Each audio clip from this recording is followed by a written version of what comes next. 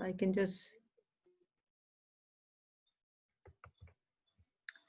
Okay, a very good evening to all of you, and who knew that the 23rd of August will come so soon. And here we have Dr. Vibha Joshi from England, Oxford, who will be talking about a wonderful subject, Nagaland, textiles, colonialism, all entrenched in one topic. And before I introduce Dr. Vibha Joshi, I do need to introduce myself to all the newcomers. I'm Dr. Sonali Gupta, and I'm an anthropological archaeologist. And the Himalayan Institute of Cultural and Heritage Studies is an attempt to bring all scholars who work in the Himalayas together. They may be from the north, the western Himalayas, or the northeastern Himalayas. The whole idea is to collaborate, to have this kind of interdisciplinary kind of platform where we all engage with each other and know what is going on in these beautiful mountains and what are we doing with life during the pandemic as well. And this would not be possible without all the scholars, and they're all here, they're regulars. And if you want to join us, please message me so that I can add you to the broadcast list. And please follow the page as well. And if you wish to give a lecture, please do. Please text me or all the admins of the WhatsApp group, and they're all here today. So with that, let us talk about today's topic. So Dr. Vibha Joshi, she is a research affiliate of the Institute of Social and Cultural Anthropology at Oxford University. She has a long-time research association with the Nagas of Northeast India, focusing on religion, religious conversion, and on Naga material cultural heritage and ethnographic museums. She was a research fellow and lecturer teaching the MA course in anthropology at Tübingen University, Germany until 2019. She is the author of a research monograph, A Matter of Belief, Christian Conversion and Healing in Northeast India, based on her research with the Angami Nagas. She has co-authored the book Land of the Nagas with the photographer Aditya Arya. She has co-curated with Richard Kuntz the exhibition Naga, a Forgotten Mountain Region, rediscovered at Museum der Kulturen Basel, and pardon me if my pronunciation is wrong, and co-edited the book of the same title. She has published several articles in journals and edited books on her research. And I do want to add, in every lecture, it's so wonderful to keep reading your input on the talks and the feedback that you give and the books that you suggest. It's all so enlightening, and it's really pleasant to have you. Really, really nice to have you. Oh, thank you. Yeah. So today she'll be talking about colonial museum collections in Naga heritage, Naga textiles in the Pitt Rivers Museum at Oxford. And before I give the mic to Dr. Vibha Joshi, I do need to share this with all of you. Back in 1994, when I was an undergrad student at Delhi University studying history, I went on a wild trip. And I call it wild because I had no plan. So I took a bus from Calcutta, and my end stop was Manipur. And I passed through Kohima, Dimapur, and it was such a wonderful experience. It's a very beautiful route from... Very beautiful route. And for those of you who it's backbreaking, but it's beautiful. Yeah, and I was literally in a bus which had chickens. A person had chickens in a little basket next to me. That's normal because they come from the village.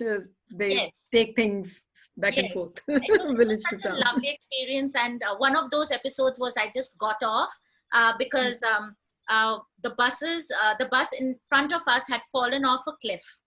And I was oh my God. So those were the kind of experiences I've had. And of course, of late, when I went to Borneo, worked with the Iban tribe, and that's why your talk, and I've spoken about this, the textiles especially are of great interest to me personally. So with that, without taking much time, over to you, Dr. Vibha Joshi, and all of you who are present here, a very warm welcome from all of us. Thank you. Now let me see, is my screen coming back or not? Yes, there it is. I'm sharing the screen. Huh? It's not, nothing is happening. Share. Oh, there it is. Hi. Okay, I can't see. I need to see my own slides to move it onto the side. We can see you clearly. Yeah. Good evening, everyone. I'm so glad that many of you from Nagaland have been able to join, and I can see some of my old friends and colleagues and teachers also. So I must say that you might be curious as to how come I have been researching with the Nagas and on the Naga collections. So let me just tell you in very quickly that it was in 1985 that I first ventured with our MA class from MSc Anthropology class from Delhi University. And I think one of my teachers is, I think, listening, with whom we had gone for the first time to Nagaland. We stayed in the compound of Kohima Science College, Jyotsma, and we did a village study of Jyotsma. And that's how my interest began on, actually, I researched on healing tradition, on healers. And for my PhD research, I also took up the subject of healing and religion. Now, very interestingly, when I was working with the healers, I realized some of the healers had converted to Christianity. So that's how my interest on conversion also. I had to study about Christianity and conversion to understand more properly the healing practices, because there's also Christian healing. But while I was doing my research, and especially in Nagaland, you cannot, which is everywhere, any part of the world you go to, as Emma Tarlo says, clothing matters. Clothing is something that you see people wear, whether it is for ceremonial occasion, a wedding, a festival, or everyday clothing. And then you see the difference between clothing.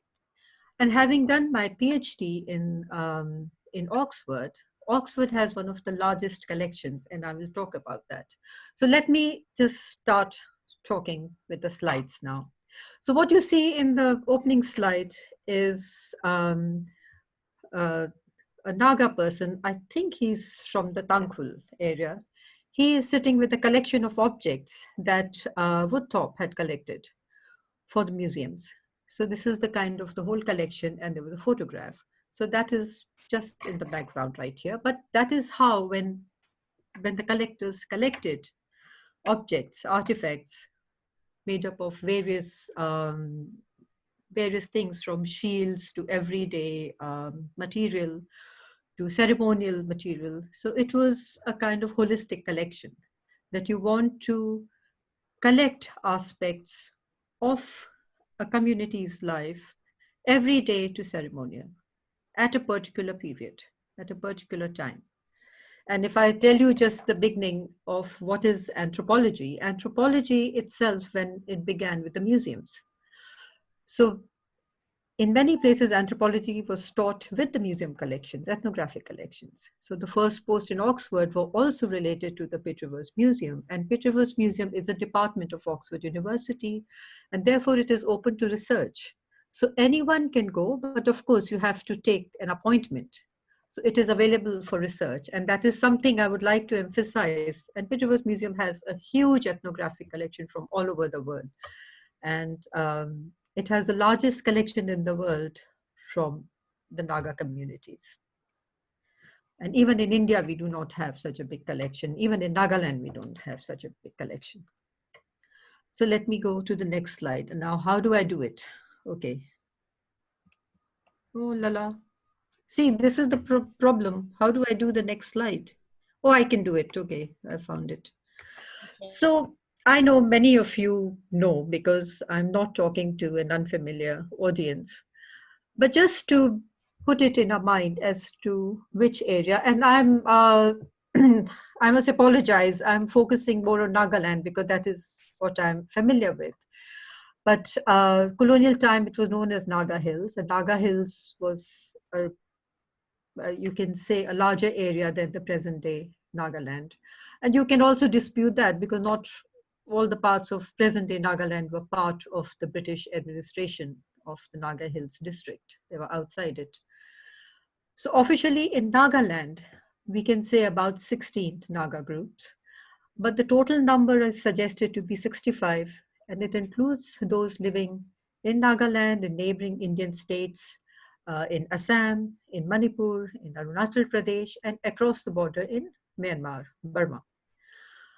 And just to emphasize that Naga nationalist movement for, I've written here secession and my Naga friends will say no, it is sovereignty. So I shall say that Naga movement for sovereignty, their own um, sort of right to govern themselves. You can say that it began in 1947 because that's when the they declared, especially with the flag, and that itself is a very interesting story. The flag that was put up as the Naga flag was actually a Konoma village Angami lohe of black color, and that is another story. But I thought I should mention that the textile, it was one of the textiles from a particular group that was actually hoisted as the Naga nationalist flag for the independence, first independence flag. It was not the blue flag with the rainbow and the star. It was the black lohe of Kama. And then there is a whole story behind that what happened. But anyway, the language they speak is Tibeto-Burman languages and dialectical variations. Current religion, I would say 90% of Naga are Christian, but there are several, and animism itself, a lot of people will again object to it, but animism in anthropology has moved away from what was seen as primitive, and uh, it is more about a kind of epistemology, and it's about knowledge system. So it's about indigenous knowledge system.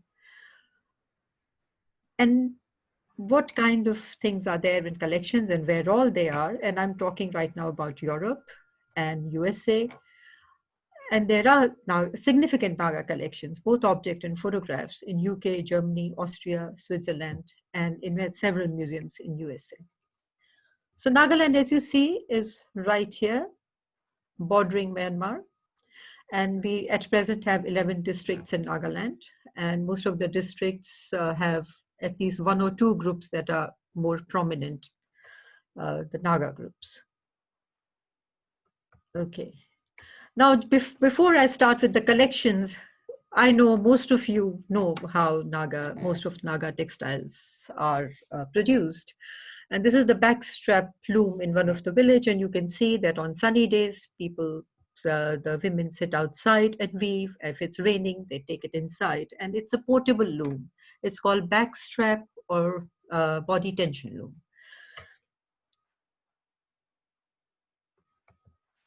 Now, why are these collections, I feel, and I want to find out whether these collections I think are very significant, but do the Naga themselves think they're significant? And why have I written lost and or forgotten heritage? I'll come to the story towards the end of the slides. But there are various reasons why within Nagaland we don't have many old textiles, not many heirlooms. There are some available, which I have seen, but not that many. And what could be the reason? The first is the traditional burial practices. Any significant person would have their body clothing displayed. Now, this is one of the few traditional graves that I had seen in the 1990s. I don't see them anymore. The textiles are put on the graves and they are offered and they are put inside the coffin, over the coffin. But most of them are new textiles, not the ones that the person had worn. And this one you can see, it's a hunter's grave, which has all these little bottles.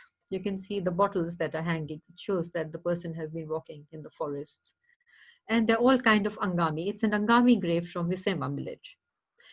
So these, when you look at that, some of the cloths, actually heirlooms, were just left as display. And Milada Ganguly, who was an anthropologist and had traveled in Nagaland and has published, she has some beautiful photographs of a grave of a Yimchungar chief, where you see beautiful, very prestige cloths that have been displayed on the grave. And then you can see that, those prestige cloths right now are really sought after because they have cowrie shell decorations, they are for the wealthy person. And then what was the other thing that happened? American Baptist Mission that was first opened in the Ao area in 1872. Slowly the conversions took place, but when they started converting, there were also Christian revival movements where there was what we call a rupture and a disruption, where you reject what has been associated with the past animist religion because you're making a break. So some people have actually told me that they've seen their parents discard. These were burnt and some of the jewelry was sold off.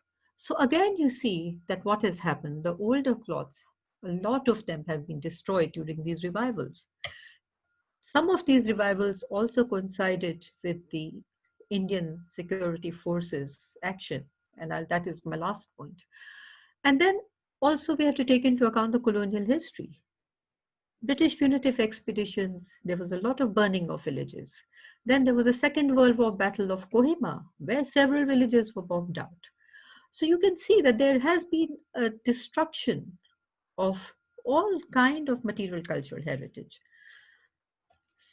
Though Nagas, some Nagas will tell you that when they know that something is going to be attacked, people used to bury their jewelry and probably also their clothes, or they took the clothes away from the village before it was burnt. And then there has been Naga nationalist movement, where some Naga nationals also burned the villages which didn't support them, and the Indian security forces burnt several villages. And the village memorialized this by actually putting up stones which say that the village was burnt. And especially in 1956, several villages were burnt from across Nagaland, across Naga Hills. That time it was still Naga Hills. So we have to remember that also, that how much was destroyed. Now let me come to the Pitt Rivers Museum.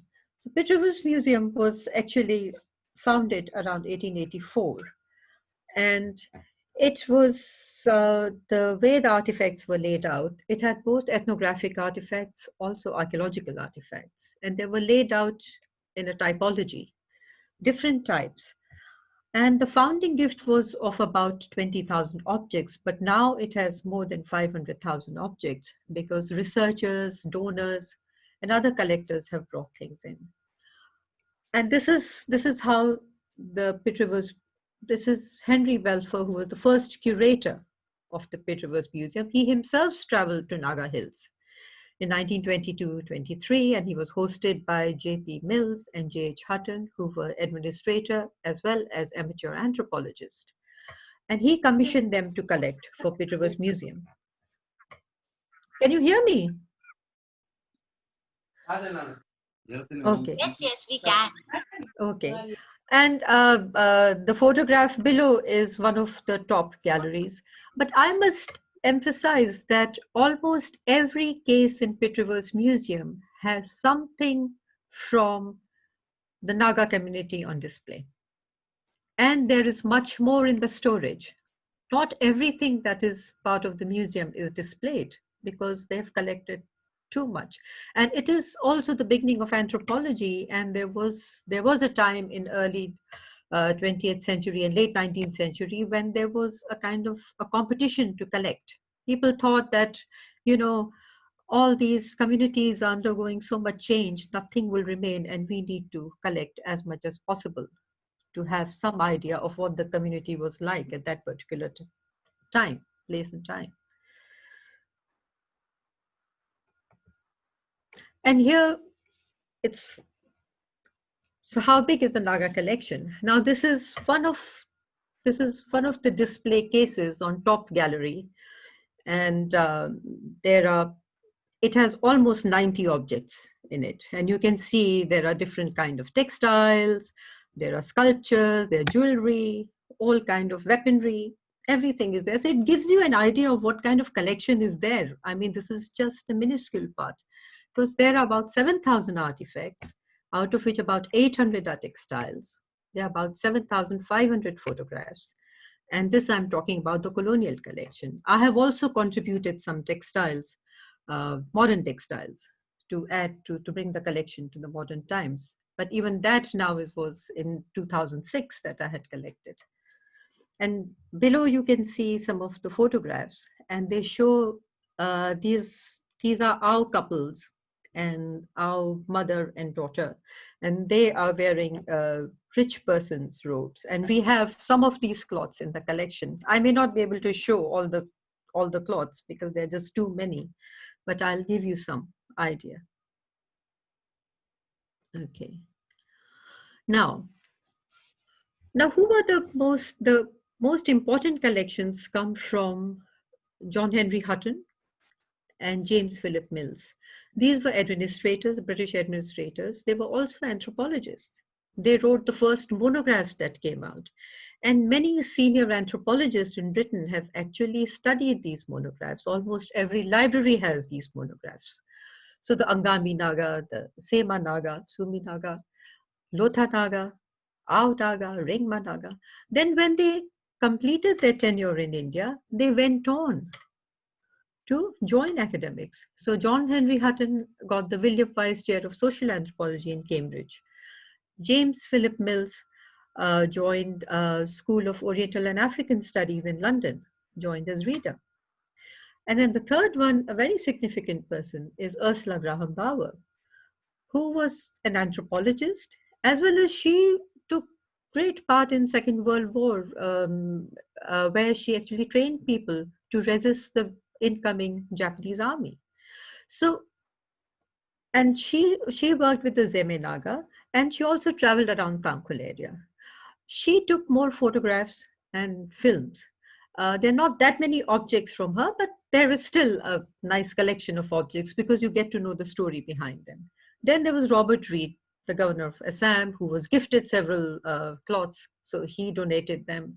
Then S.E. Peel was a private collector. He sold many objects. R.G. Woodthorpe was in the survey. He traveled, he sketched, and he also collected objects. So below you can see a kind of a glimpse as to what it is. This is, again, a kind of display. This is like very colonial way of displaying what you have collected. And here are Pom Naga mugs that were in the display case inside the museum. That is a particular panel on body art, which deals with tattooing. It's got two of my photographs and the tattooing implements from the Naga area. Here you see a mixture of various ornaments that are worn by men. And here again, similar case. I have a lot of slides, so I'm going to run through it now quickly. But also, what are the trajectories and history of collections?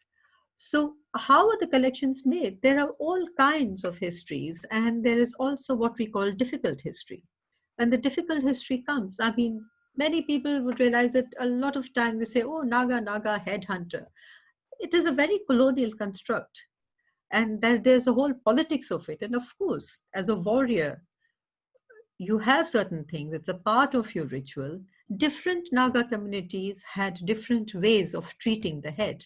And here in Pitt Museum, this particular case, it is called treatment of the dead enemy. Behind the Naga skulls are the shrunken heads. So this is a very sort of most visited display case. But what do we see here? Right in the middle of it, we see a decorated head with buffalo horns. We see the accession register. There's a record of it. And then what does it say? Collected on the Pangsha expedition. What was Pangsha expedition? I do not know whether anyone from the Chimangan area has connected today. Pangsha village remembers this, and the British almost got outnumbered actually by the Pangsha people, but British had rifles, guns. So that's why they had a superior firepower. So here is Führer Hammendorf, again, a very famous anthropologist who collected for the Vienna Museum. And some of his collections are in UK also. And he took several photographs. He was doing fieldwork with the Konyak Naga, and he managed to accompany J.P. Mills, the administrator, who was doing a punitive expedition all about slave trading and something, and there were this kind of political settlement, and they burnt the village. Here is the head in situ outside the village to show how strong the village is. This head um, was photographed by Hammondorf in the village before the head came with J.P. Mills into Pitt Rivers Museum. And so you can see the journey. So this is what is part of the loot. This is the colonial, what we call the colonial exploits. Now here I would talk about something else too. What is happening recently in museum anthropology? We are talking about decolonizing museums. And all these histories, and people must have learned about the Benin bronzes. There's a big issue about that, but also about North American collections. Then you have the Australian collections and the whole history, the colonial history of it. And we know about, the Congo, the whole museum in Belgium, that is all about the exploits of a very brutal rule. So these kind of decolonizing museum has now come in, and now museums are trying to actually come to terms with the histories, how the collections were made, which collections have this kind of history, and what we can do about it, how we can connect with the communities from whom collections were made. Do some communities want it back? Because the demand has to come from the community, but some communities don't even know that their things from them are in the museums, European museums. And then another aspect, what is happening? So that was in 1936, that particular puncture. But before that, in 1930s, we also see what was happening in the Zeme area. Now, Rani Gadinliu is known in Manipur and some parts of Nagaland and Assam. She was a Kabui Naga. She and her uncle Jadoyang, the whole Heraka movement started, but it was seen as anti-British. And Jadoyang was arrested. He was hanged in 1931. His niece, young Gadin Liu, was arrested, put in jail till Indian independence, till 1947. She was just 16 years old. This is the temple they had, and these were the god and goddesses. Now, what kind of collections I'm talking about, the history? Here is what happened. These goddess statuettes were destroyed, but the cloths have come. Rani Gadinliu's notebooks have come to Pitt Rivers Museum, and Arkutong Longkumar has written a beautiful article on the notebooks, and he's actually helping in repatriating the notebooks to the Heraka religion people. But this is the cloth that was worn by the female statuette. And then you see another one. What are the other cloths that are there about this history? We see Rani Gadinlu as a very young girl. She was arrested. Her clothing was confiscated, and here is one of the waistcloth that she wore. And there are a couple other such clothing that belong to her. And it says Gadinlu the sorceress. So it's very interesting also to see that there is a religious history, there's a history of resistance. All kind of histories are there, and what do the objects tell us? And here I will just tell you two theoretical points, which is one is Janet Hoskins' idea about biographical objects. What do objects tell about who has used them? And then we have Apodurai's social life of things. And as soon as you look at museum collections, that is what you realize that, oh my goodness, these are not just textiles lying there. There's a whole history up behind it. Somebody has used it. It belonged to something. How did it arrive in the museum? So there are stories behind all these collections. And then very interestingly, this I'm bringing you to the catalog cards. These are old catalog cards. And the catalog cards themselves have become objects. These are the textile cards. And you will see that how beautifully, how to differentiate. You have similar textiles, several textiles, which actually sometimes you wonder that why did you need 10 lumpenso cloths? Why did you need, so many of this particular kind of cloth? They are there. And then you have the significant thing that differentiates them and you write. And it's very interesting. I will show you some of these cloths in reality, the photographs that I've taken. But they're very detailed. Now we don't have these kind of catalogs. Now they were very simple catalogs, and now everything has been computerized in the database. This is another one in Chang, and you can just see that how beautifully the cowrie shells and the particular thing that differentiates it from other similar cloths that have cowries. So this is from the Sangtam. Okay, now what else do the textiles tell us? Now we know that when we talk about textiles and we say clothing matters, but clothing is also what it tells you about the person. It's everywhere, not just only among the Naga.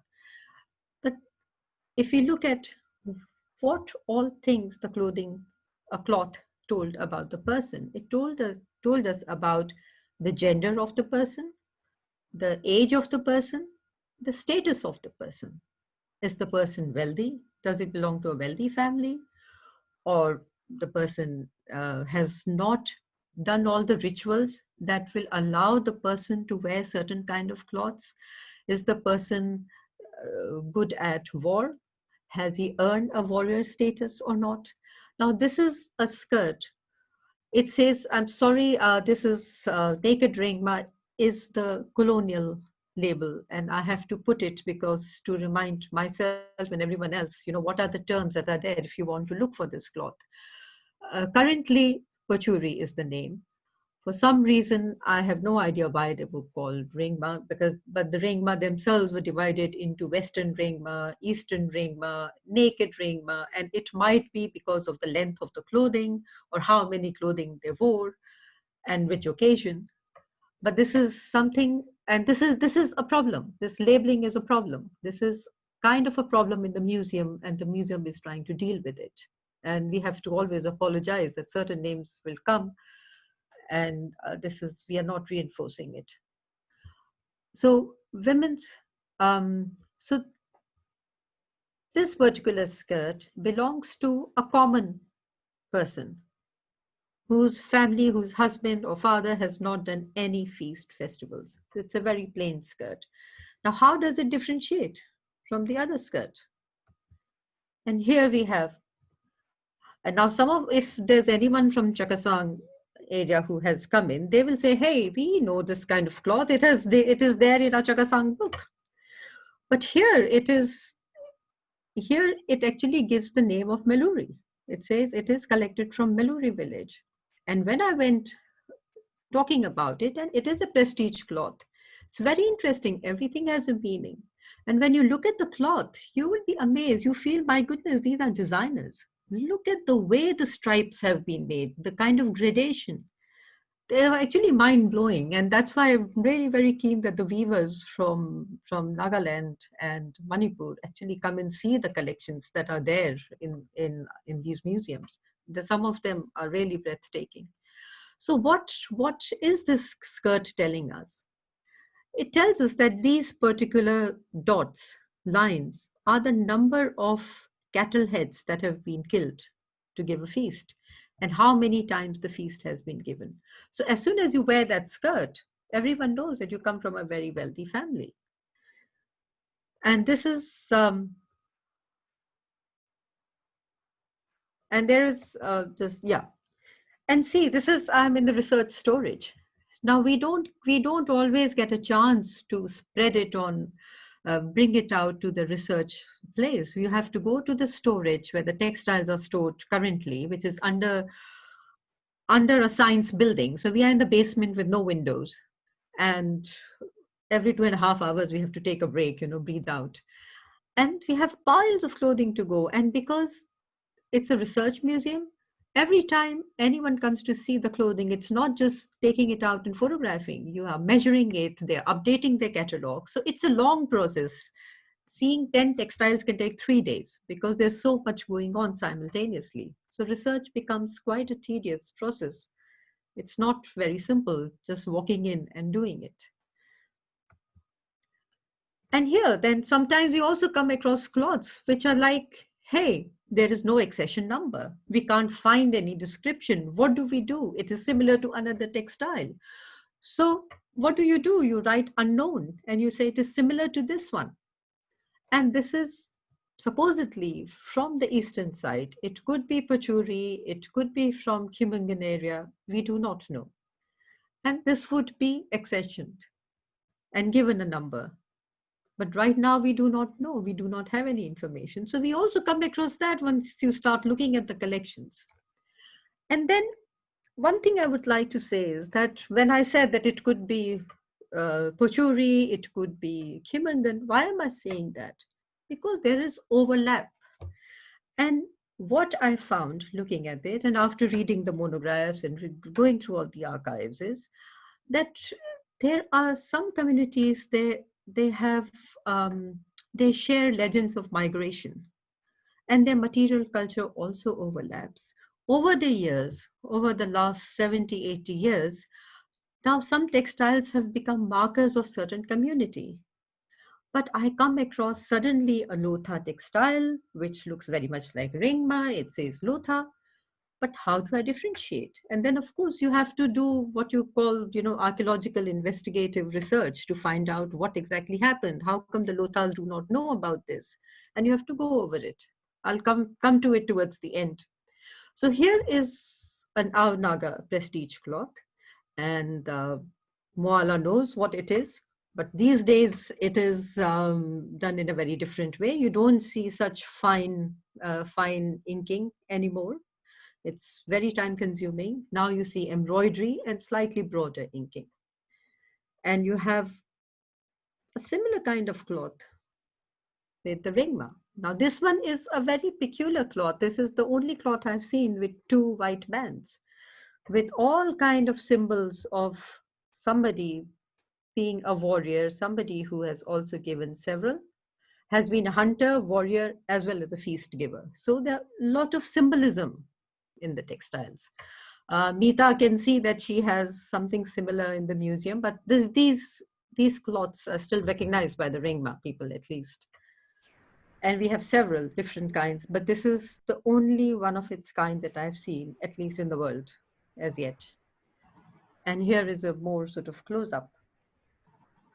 And one has found out, how these things, we actually have bamboo outliners through which these were imprinted on it. Now let me go. I don't want to get you to sleep. And this is again a very prestigious Sumi Naga cloth. And this is a full cloth. It's very large. Some of the cloths are so large that one has to. I mean, this I took the photograph in the research area, which is in the main building, and I had specially asked to take this out, and I could climb up on a ladder to take the photograph because these are huge. They're almost like double bed covers. So that's why the dimension matters. That's why we have to measure it. And when we look at the textiles, you get to know the size of it by looking at the dimensions. Now, this is a very prestigious cloth, Suminaga cloth, with beautiful orchid stem and goat's hair tassels right here. They're very finely made. And this is a special cloth. Nowadays, this cloth is worn by ministers or somebody very influential. An ordinary person couldn't wear it then and can't wear it even now. So it's a very prestigious cloth, only worn by a wealthy person. And you see again another Sumi Naga cloth with elytra beetle wings. And this is worn by the bride. I may be wrong, so correct me if there's any Sumi Naga in the audience. But as far as I understand, this is one of the cloths that a young girl wears. And these are also called musical textiles because when you walk, the electra beetles will sort of rub against each other and create a sound. So you can understand, what kind of aura the textile creates. Now, just to say, now, I do not know if there's anyone from Cognac area here at all. These are the cognac. I was actually taken aback because, as I said, that nowadays certain kind of textiles have become the marker, community markers. But when I was looking at these textiles, I had seen black and white photographs of Heimendorf. So I could see that, okay, I have seen this particular kind, wrapped around the hip. These are very narrow, so it will just go over the hip. And then you wear lots of jewelry. These are all worn by wealthy girls. Now, Cognac have hierarchy of status. So you have the chief's clan, and then the commoner's clan, then the slave's clan. So these are worn by the chief's clan women. And there are um, different patterns. You don't see, I didn't see them for very long, but recently when I went to Nagaland and I spoke to the Cognac um, Women's Committee member, ex-chairman, and she started telling me that how some of them are coming back as because there is a revival of older motifs. There are several new, I mean, modern designs, so there is so much that you can just go on and on. So that is also very interesting to see the variation. And what are the variations? The variation is in village. The villages are different. And maybe the cognacs also have phratries and moieties. So the difference is in which clan does it belong to, which particular range does it come from. And this is a Lotha cloth, and this is a Lotha young girl's cloth. It's very interesting. And just to tell you what is a weft weave, what is a weft float weave, because the way the loom, the backstrap loom works, you have the pattern on the front, but not at the back. So these are the cloths you don't see now because, of course, the girls, like all of us in India now, we wear what is the common Western clothing has become everybody's clothing. And we don't have these age-related cloths. In some places you still see that a mother will weave for the child. So in Konoma village, I see it. In Kohima, I see it. In some other places. But Lotha, one of my friends' mother remembered wearing this. So it's interesting because it belongs to a certain village cluster. So she remembers wearing it. But her daughter does not know because by then you're wearing skirts and, trousers. So it's very different. But you get to know about the history also, and the history of change. Now this, my Chakasang friends would recognize it. It's a prestige cloth. It's called the elephant cloth. And there is a very detailed note on it in the museum. And this is something interesting. When JP Mills at Hutton were asked to collect, when you have commissioned collection, and when they're collecting specifically for the museum director in the museum, so the museum also gives them instructions that I need the village name, where possible, the weaver's name, where possible, who you bought it from, and where possible, the meaning of symbols. So there are several textiles which have very good information. Actually, it's very exciting when you take textiles with that kind of information back to the community, because then you actually have a named person, a clan, a village. I'm looking at the time because somebody asked me yesterday whether there were any nettle fiber textiles at all. Because I must say that many of these textiles are there in this book, which came out in the 1991. It's a book that came out from Cambridge, and all my Naga friends know about Naga video disc and Professor Alan McFarlane's work, and we are all very, very sort of grateful to him for putting a lot of Naga archives and a lot of collections and photographs on a video disc, which is available from Cambridge University Library webpage. And this is the book that came out then. There are several textiles here that are actually from Pitt Museum. And someone asked me yesterday that I see the textiles in that book, but are they nettle textiles? And they are. Not only nettle, they're also bark textiles. And very, very well made, very finely made. So these are Angami textiles. And you can see there's a pile of clothes there. I mean, it can get very tiring, the research also, because you're like going on and on. It's so difficult to photograph. And but then this is the kind of I mean, if that lady is here and looking, that you can, so I thought I'll put a close-up of that just to be able to see the weave. Okay, so you can see the weave, and this cloth is still made. These are very warm cloth. It is used as bedding, but also by older people, and it is still made. So it's not that these things have died out. And yes, it is also made for the tourists, but it is also made for themselves. And Isterine Kire has written a beautiful book where she actually describes how they collect the nettle plant and how they use it for weaving. So if ever, Google Istreen Kire and try and read her books. Some really beautiful ones. And then we have come across very interesting, colorful ones. Now, what would a textile like this? I show it to my Angami friends and they said, go to Tupema. It looks like it's a Tupema. It's a mixture of, Sema, Angami, Lotha, Ringma. So I said, yeah, Tupema has a totally different kind of, and now Meeta would know because she's visited Tupema. Yes. But also, what, what are the other things? It tells me, what do these collections tell us? There is also change taking place, isn't it? The change of thread. What is coming in? You have the British administrator, you have the market opening.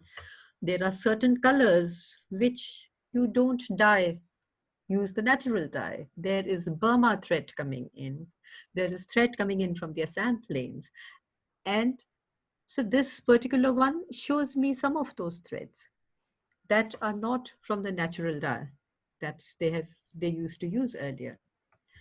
And similarly, this cloth, it's like never seen anything like this. And my Angami weaver friend said, what is this? What has this person done? What kind of a cloth is this?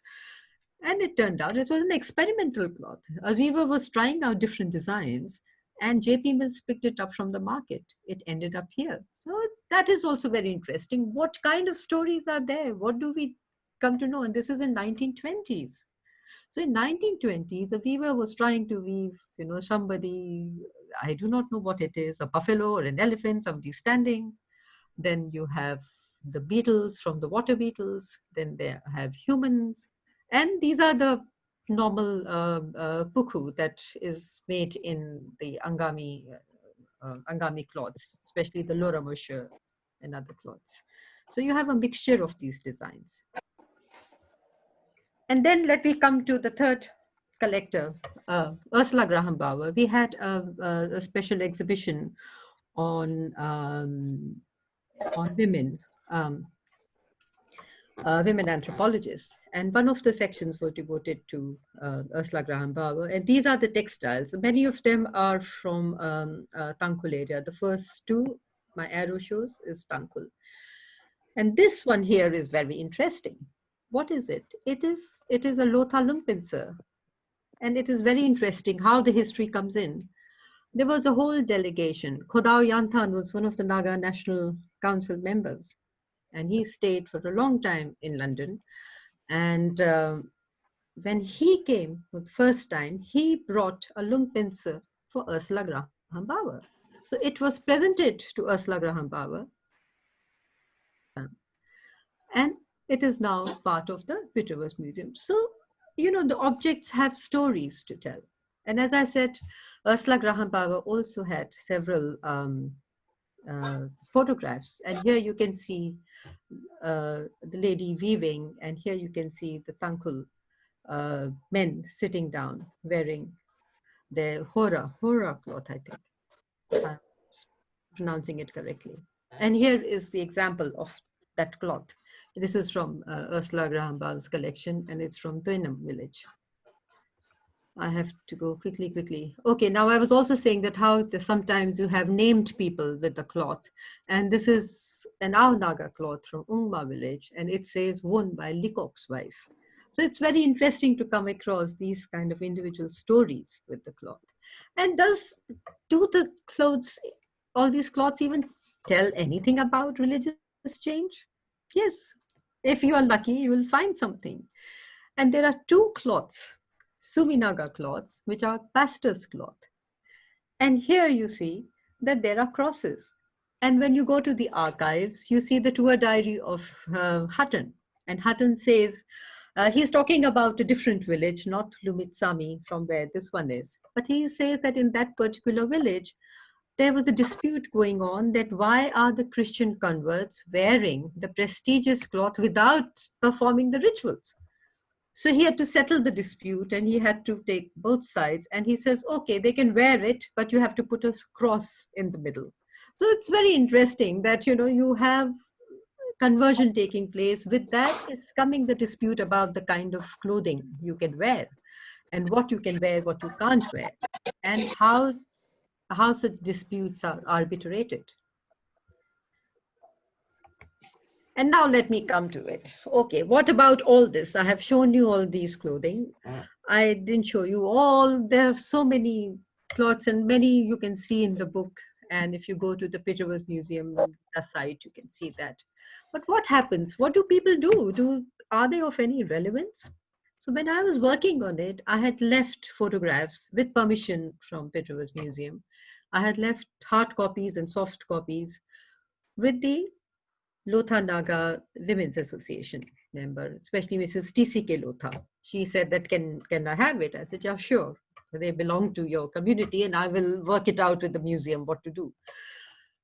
And then after almost a gap of 5 years, I suddenly got an email saying that, are you sure these are Lotha cloths? Because even I was surprised when I looked at the variety of cloths. I mean, I was just amazed. I said, my goodness, this is what happens. We completely forget the variety that was there. And same thing was happening to them. They could not believe the variety that they saw. And so the women's community, especially the Wrenchen Women's Welfare Society, they said, we would like to do an exhibition in our Woka Road show in 2010. That was 2010, almost 10 years ago. And we want to make sure that these textiles are Lotha. So I put them in contact with Peterworth Museum. I was not in Oxford that time. And we all together, we got them all the details. I said, look, this is what we have in the records. And this is what we have the information. Now it's up to you to choose. So they chose about 32 textiles from the collection. There were around 80 textiles I had sent them with a lot of details of the motif. And those are my research photographs. And these ladies, they sponsored weavers to reproduce these. It's very difficult to reproduce from photographs because you have to count, how. But they managed to reproduce quite a bit. So you see that they did an exhibition where, I mean, this was taken in a hotel lobby. So this is not their exhibition, but they used my research photograph, which is below, and the cloth that was made. So they exhibited that in Wokha. And when I asked them what happened, they even got a certificate. They got a second place for best exhibition. They also brought out a book with my research photographs and the Peterworth Museum data and some of my research notes with it. They said the people had a culture shock. They had not seen the variety. And this particular cloth, when they displayed, somebody came and said, do you know what the pattern is? They said, no. They said, it is a python. There's the back and the thing. And there's a whole story behind it. There's a legend about the python and why this cloth is worn in that particular village. Now, I have just kind of 10 more minutes and then I think I will finish. I can see where I'm leaving. So in case people are getting tired. So this is just to give you an idea of the designs that were there. Now, my Naga friends would see that this looks very much like a chang wrap, women's wrap.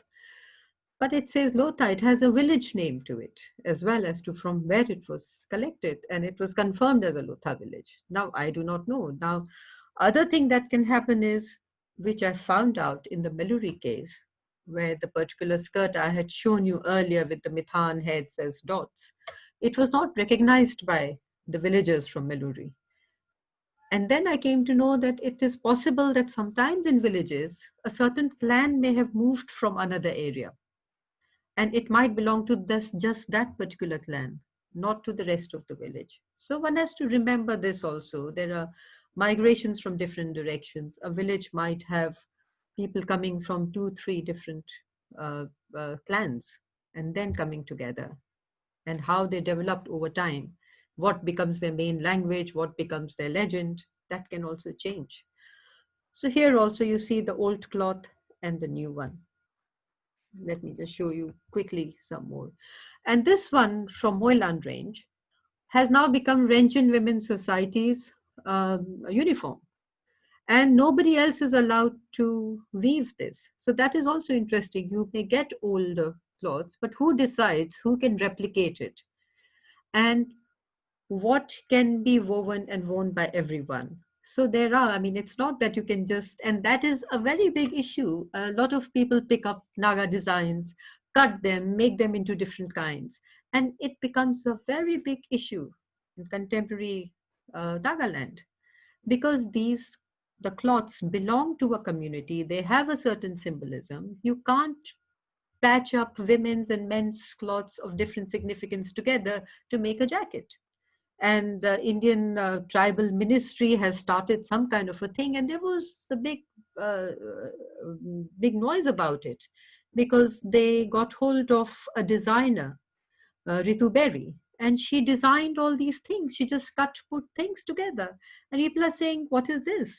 Who is helping them? Why are the cloths being?" Because people forget that there are certain rules and regulations that govern textiles.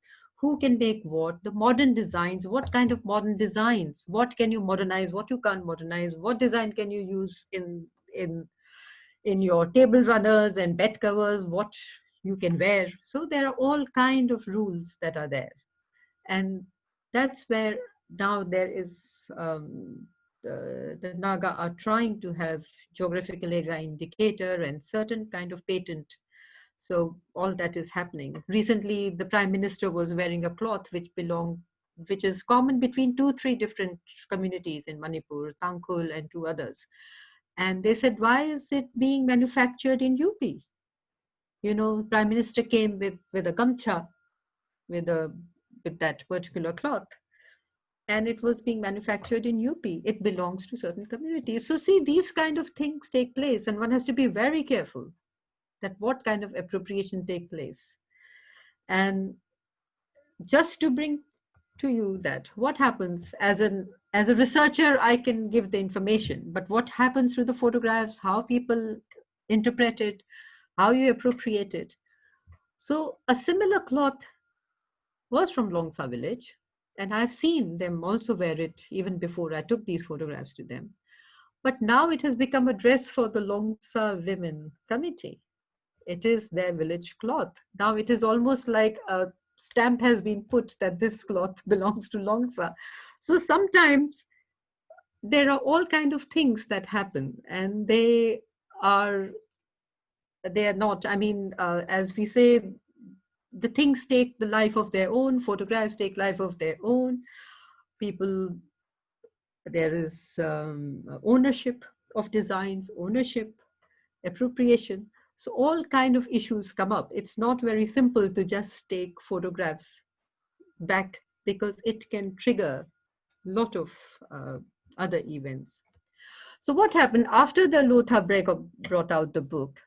We were contacted by the Sumi Naga Women's Association, and they said, we want to bring up our own brochure, and we would like to put our older textiles.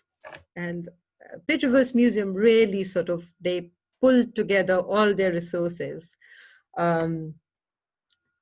Chisheli and Keshili. My goodness, I'm forgetting the name. Do you remember the name? There is.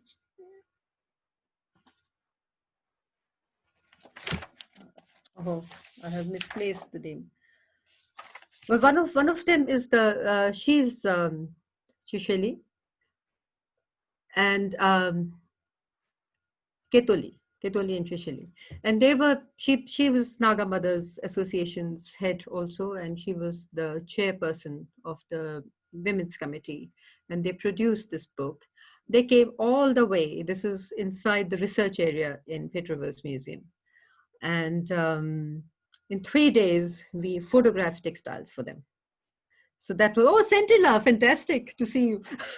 Suddenly I see Scintilla. So yeah, so that was really interesting, you know, to have, and it's like, you know, first time somebody from Nagaland had actually come to see the textiles and they wanted to do something with it. So they just pulled everything and we came. Sorry. I didn't want to show you this first.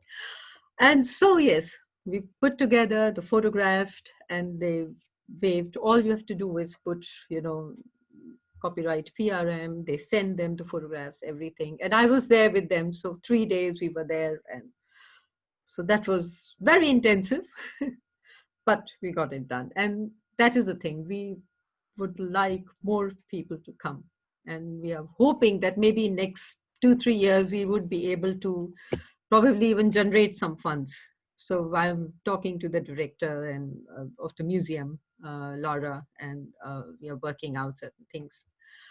And then this is one of my last photographs. Sentilla might recognize. This is one of the researchers. Okay.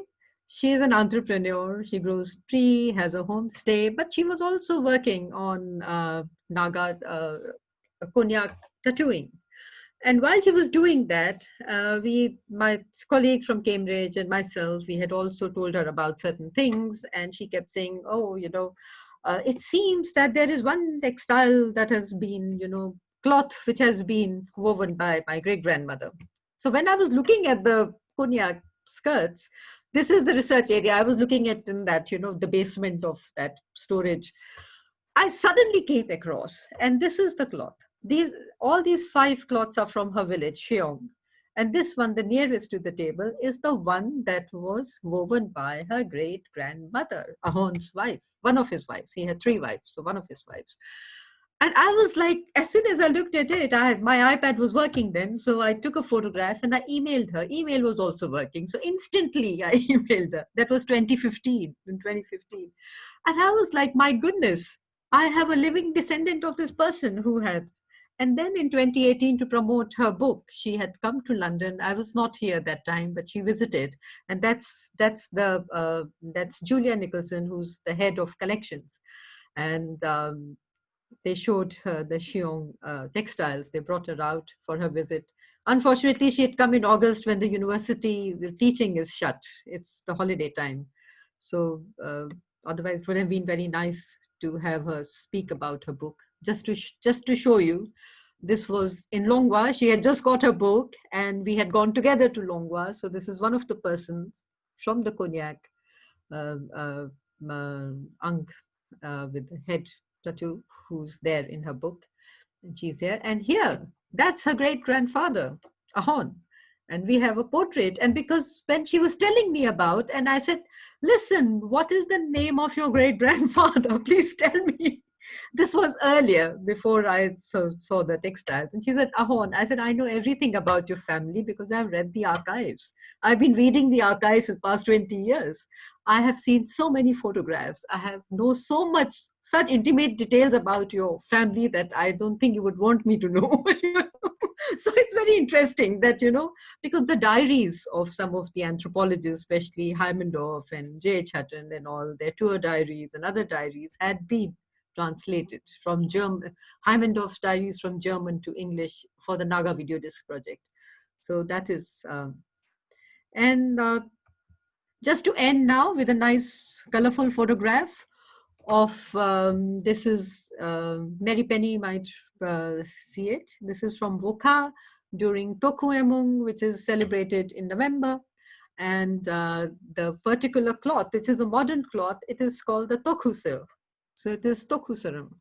And this is the blue panda, which is purple in color, orchid that blooms around that time. And that's why Toku gets the name. And the particular cloth has a purplish tinge.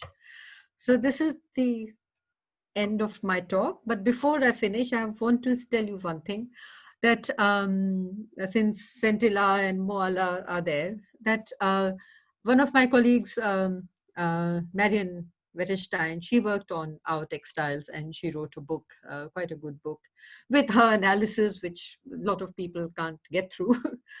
But last year, I went with Anungla, my friend and colleague, and when I met the women's committee, the Watsumundang in Mukukchung, I was talking to them. because I was trying to get in touch with them because I came to know that they are documenting their textiles. And I said, would you like to have your older textiles as well? Would you be interested? And finally, we kind of got through, and then because they also live and work, so they were not able to come together. So we met them, and when I showed them, they were completely taken aback. And I asked him, why is it so? Because, there is a PhD scholar, she has stayed with you, she has come here. How come you don't realize that these are actually physical textiles in museum collections? And that's where one can see that there might be a problem in translation or transmitting the information. And after that, they were so interested because there were so many textiles which had names and very interesting information that a particular cloth can be worn by a woman whose husband may not be rich and wealthy to give a feast, but if her father has given a feast, she is eligible, she qualifies to wear that cloth.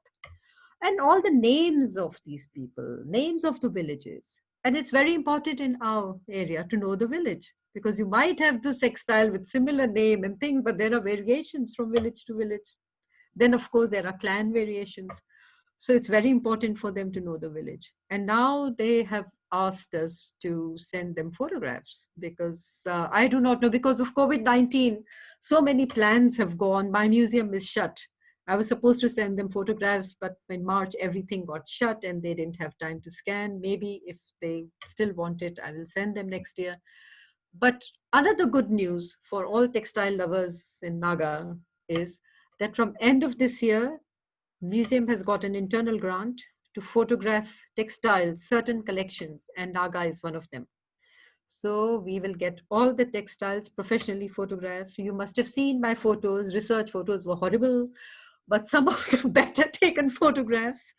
One or two were taken by a professional photographer that were there in the Pitt Museum. And so there would be those kind of photographs, really sharp and detailed. So that is something I wanted to tell. Okay, now I'm ready for questions. My goodness, I've taken more than 1 hour. In fact, you could have taken more than that 1 hour, 2 hours. No. I had to cut down so much. You don't know. I had to cut down so many things. No, this Because was the thing is, I can always give another talk about contemporary textiles and something else. this was They so are- interesting. This was so interesting. And with the things that you said about textiles in my own work, how the textiles have gone through a change when the war happened, and suddenly you see the textiles having these war planes. I'm talking about the Borneo textiles. Oh, yeah. You Yeah, have yeah, and even the coming of lanolin, where the chemicals yeah. I mean, these are all acrylic. yeah, Acrylic fiber, right, yeah, and there's a riot of colors now. yeah. But also people like Centilla and all, they are also bringing back the organic dyeing, and the NID had a program, IGNC had one. Centilla has been working for a very long time. Then one of our colleagues, Sonika, she passed away in May. She has started something called, Exotic Eco, where she does Loin Loom Festival. She used to do every December. So, and then there's Jasmina, who has been exporting several textiles. I mean, fantastic work. So Centilla, Jasmina, then we have Gotuli. I mean, there is no dearth of entrepreneurs and designers. And it's so important Yeah. to resurrect this art, and Mm. one thing that you talked about it, about the collectors, like what is important for the collectors. And I was also vying with this issue where all the I was studying a Mhm. collection of a Yeah. person who loved collecting these things. He's got the largest textiles Mm. collections of Iban textiles in the world. But the point of view, what he liked was what he collected. And was Uh-huh. that what was the choice of the people who made it? So that was my question. So there are like so many layers of the weaver's Mhm. choice, Mhm. of the person who wears, their choice, of the audience when these Mhm. textiles are to be worn, their point of view, and of course the collector's point of view. There's so many layers to the points of view. Yes, Yeah, it's you're very right. And also what the person is happy to part with. yeah. Exactly. Because, see, we always think about, see, this is something that we say, oh, colonial collection, exploitation, power relationship. An officer comes, a DC, district commissioner comes and asks for something, they will take. Yes, sometimes that must have happened many times, that you cannot refuse if somebody says that, look, I want such a thing. And there's a whole sequence that he might tell his interpreter or political agent, whosoever is helping in the administration, that, I want something like that, find me. They might coax somebody to actually part with maybe a very treasured textile, maybe something that has been passed on by the father or grandfather to the son or father. Or sometimes there is nobody who's eligible to wear it. Mhm. See, that has happened a lot. There's some textiles, especially in Ao, where you require so many fees that you wonder that is there. And then you also get a note saying there is nobody eligible for past how many years to wear such a textile, because nobody has that kind of wealth Mhm. to do like 5-7 feasts in his lifetime. So that is also there. I mean, imagine the amount of grain and animal and all that you need to actually earn that merit. I have a So question, and then we'll hmm. take on the questions for the participants who've raised their hands. So my first question is with the especially the headhunters, for example. Yeah, and I'm trying to compare with what I know of the Ibans. Did they have a cloth of? The Did they have Hattans a and cloth, all also comparing the Nagas with the Iban. did they have a cloth for for these rituals where they collected the skulls? Did they use a cloth for that? I think I will have to pass that to my Centilla and all, because I think in Can you some hear me? cases they have, in some places they have. No, let Yeah. Centilla answer Uh, your question. yeah. Yeah, Can you hear me? Yes. I'm yeah. having a little problem with it. Can you hear I me, can I Vibha? can mute myself. Then you might be better that way. Can you hear me? Yes. Hello? Yes. Yeah. Yes. We can hear you. Okay. Yeah. You see, when the head was taken, it was generally not wrapped in the textile, but it was put into the basket. So you would find, the communities, especially the communities who wear the loincloth, and there are 7 Naga communities who wear the loincloth, because you will find that the Angami group, the Teneme group, intend to wear the skirt like a kilt. But the communities which share a similar, attire, and at the back you'll find a little basket. Men wear that, put that basket, and that's where they would put the head, the taken head. And as time went by, that metamorphosed into a decorative piece of item, in which, when men dance, they use it as a symbolism of the head taking exploits. Yeah. Okay. Thanks so much for giving me that information. And okay, and And, Dr. Joshi has photo. and yeah, I know Viva has been, at you about the comparison between the Iban and the Naga textile. But yes, I think we do share a lot of similar narratives and symbolism, especially with the Iban, when you're looking at their textile and the way they go about it, And interestingly, even in the tattoo traditions, they are very, similar rituals. Yeah, I've stayed in a long house in Borneo, and I'm so excited that in someday maybe just because of this lecture, Dr. Joshi's lecture, I would just love to show the textiles that I've Yes, worked yes. on with the IBAN. I've made a whole relational database on the IBAN textiles, and I would love to show it to all of you. So because Oh, that would be great. yeah, because you Yeah. are you're the Come holders to of the the tradition, webinar.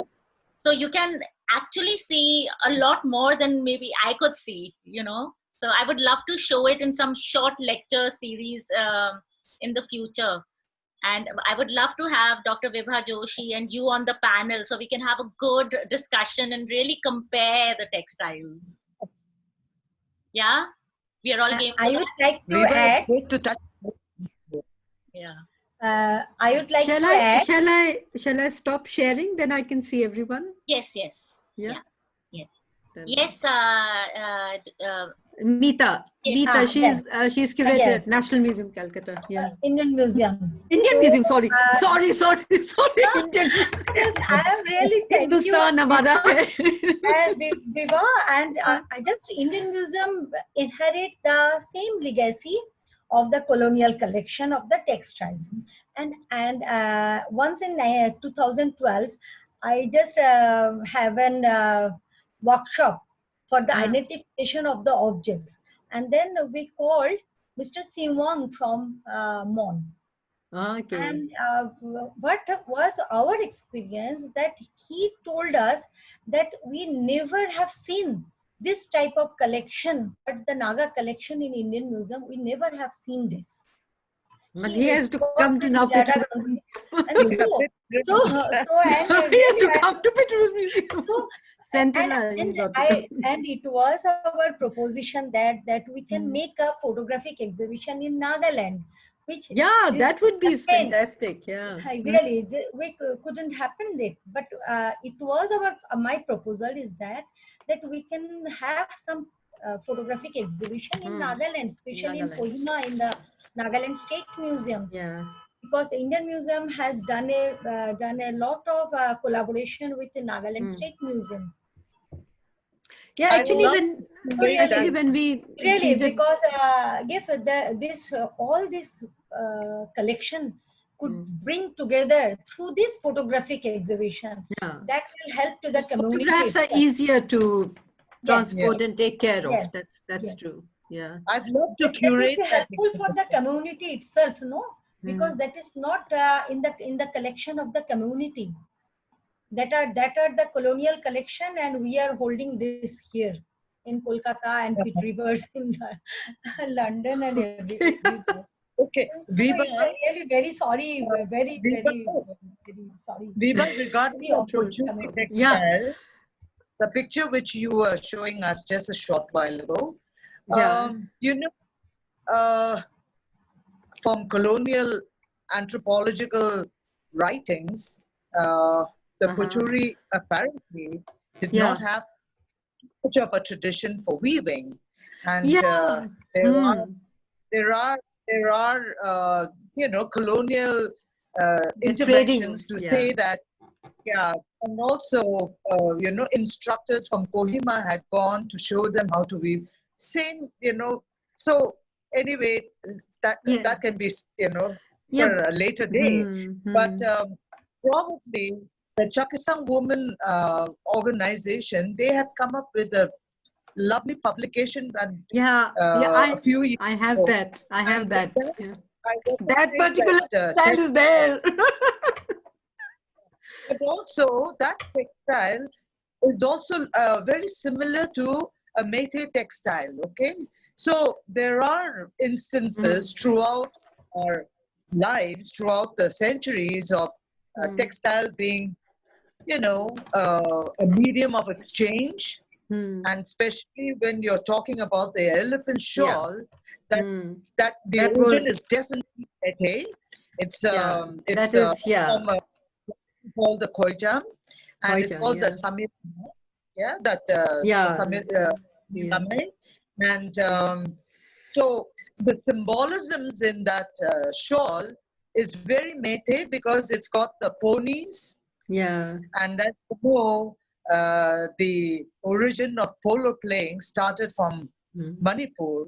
And because of those dwarf ponies that they have, which also owes their origins to Mongolia. So, all these things have been replicated in shawl. Yeah. So, but that was like a gift, which the Manipur kings used to gift to their hill chiefs, their hill chiefs, because they wanted to keep very diplomatic relationships, and perhaps that shawl traveled inwards, and it was adopted. Yeah. So it's known to happen. It's known to happen. So, see, can I ask a question? Yeah, sure. Yeah, so I've actually been trying to get some information about the elephant shawl, and I'm really happy you mentioned that, Now, Sentina. who I Um, can't make out as to who's asking the question. I can't This see. is Ah, Kartika. this Kartika. Okay. Yeah. Uh, I'm calling in from Washington, D.C. oh my goodness, it's early And morning for you. actually, it's a student of mine, Margaret Zinyu, who just sent Okay. a link to this talk. So I'm sorry Okay. I missed the talk, but at least I'm happy I caught you here. So I'm trying to find out more information about the elephant shawl. I believe it's called the Sasanga Sabha shawl, correct? Yes. Come again? Sasanga Yeah, Sabha. I have the information, but I don't have it handy right now.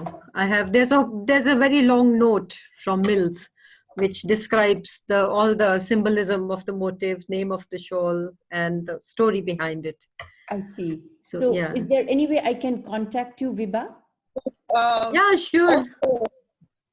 Also you could talk with, this Dr. What's her name? She's one of Manipur's textile specialists. Okay. And otherwise, I'm trying it's to become get to. a teaching craft now, and in Manipur especially, because I can put my my private email address. I can put here, so you can get it. Okay. Thank you. Yeah, actually, I because I was talking about River's collection. I can give like 4 lectures on different things, 10 lectures, because so I didn't put the names of the textiles, but we have information. Some I have collected, some is already there in the database. Okay. And so Vibha, are you putting your email on the Yeah. chat? Oh yeah, yeah, thank you. I've just put it. Okay, Yeah. thank you. I'll write you. Oh, that's very nice. I can see the Ata Abeni also there. And Abeni has a question. She raised her hand. Yeah. And after She's a designer herself. Look, Okay. Ebony's Ethasa stole I have got. This is for Easter time. White. And after like Abeni, we'll take Dr. Nandini Bhattacharya. So Abeni, you can unmute yourself and ask the question, please. Yes, actually, I am an historian among anthropologists and museum professionals, archaeologists. And right now, I am finishing a book on the colonial regal formation in Northeast India. And the colonial legal formation, it means land, it means forest. So there I found, Alexander Mackenzie and Robert I'm not sitting in the study, otherwise you will see all the books behind me. All this. Okay. And they are talking about genocide. They are talking about displacement. And there was a market, the Sadia market. Yeah. And the Sadia market was withdrawn. And because the Nagas, they were, not only the Nagas, but actually almost all the hill communities in Northeast and Eastern Himalayas, they were displaced. They lost their sources or resources for weaving. So the tradition of weaving was discontinued. And even if they could do some, they lost the market because the border markets were withdrawn by the British. So this is my historian's observation. And secondly, now I think I met Sentina, if I remember correctly, or someone else, in a lecture program in Pulungdung. Am I right? Or maybe someone else who got Padma Shri from Angami Naga community. I'm just, my memory is failing me anyway. So lectures are also trying to revive. Well, we have Santilla, who's a Padam Shri, okay? Yeah. So Padamshri I think the same person. Centilla. You Yeah, know, I think she's he's the been same recognized person. for her work. Yes. Yes, yes, Mm. yes. Same Mm. person. Mm. So this is one thing, this is my observation. And secondly, I have worked on invention of tradition. And well, I'm not using the paradigm, but still now I mean, my work has some reference to invented tradition, and the costume and sartorial choice are the right now. I mean, when we are post-colonial country, they are the symbol of identity. You talked about that, Vibha, Yeah. actually. It is a symbol of identity, identity of the clans, identity of the community on the whole, and identity of the class. So this is one thing. I mean, this is just, I'm sharing my, I mean, my observations from my own studies. And secondly, this there is the kind of paradigm called decolonizing the museums. So this is one thing. Actually, my husband, I am not a museum professional, but my husband was director of Victoria Memorial for 17 years, and he was the director of Indian Museum for more than 2 years. So I've seen that, you know, Indian Museum is the first museum in India, in Asia, and it is the largest museum. And museums are the display of the conquest of the colonial people. So while we are talking about decolonizing the museums, how we are going to do it? I mean, Indian Oh, museum. we have already started the process. Oh, sorry, am I mute or no? You can hear me. Yes, Okay, I yeah, can hear you. you complete your sentence first. No, no. I mean, Pitt's. Mm. I mean, as you know, that I have spent 9 years at Oxford. That I have been to Yeah, Ashmolean Museum. I had been to this. you Yeah, you know what it is, isn't it? It's yeah. cabinet of And curiosities. also, I worked in British Museum also. British Museum has got lot of archive, other than the. And also, I went there to look at some of the collections on the lecture community. Actually, they have looted. There is so much, so much. The thing is that I just wish if we could just have that kind of funding to actually get people who are interested over. You know, that's the thing, that it's not that we don't have people from Naga community in UK. There are several, but they're pursuing their own interest, their own what interests them. So not everyone is interested in museum So it collections. is not So only the that's the Naga thing. community. Yeah. Actually, Mm. even all the There are communities, several. they there all the treasures are looted. Actually, Beta, the thing is, when I start looking at the collections, when we look at even the drawings, when you see, you have to correlate as a historian. You know, you have the archives also. You have the historical material. You have the physical objects. Then you have tour diaries. Then what you have now in the villages. What kind? I mean, like Pangsha has a whole narrative about that burning. It's not that it's not there. They have contemporary narrative about villages being burnt by the Indian security forces. So there are different layers of narratives that are there. And when we also, the thing is, some of the things that one sees among, you know, there are several, the human remains are a very disputed uh, part of museum collections, and there's a whole cabinet. I didn't show the full cabinet, you know, which has, and there are all kind of histories, there are all kind of things. Some of the heads even have the name of the person whose head it is. It belongs, because the village from where it was collected knew exactly whose head they had taken, because it was a very prestigious head.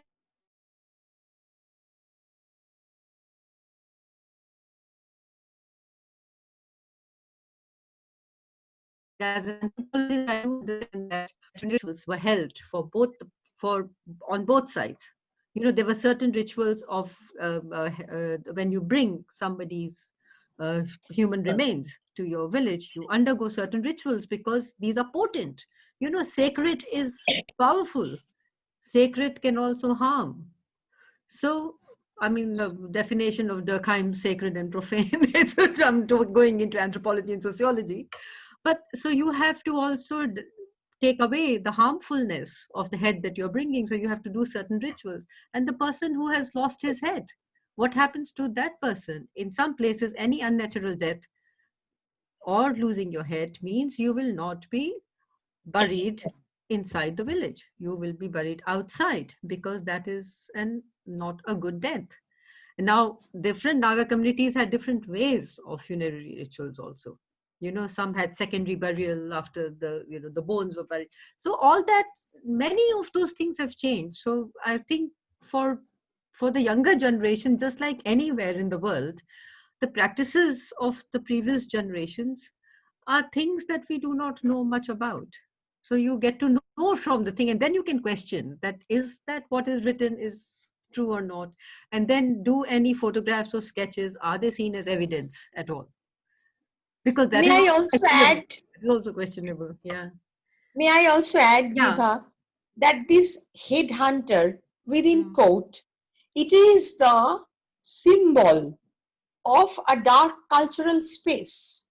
I'm not Because sure, so many there's so many communities have different. got so many rituals that Mhm. while they are conquering Northeast India, Mhm. this headhunter, it symbolizes savage, barbaric, and primitive.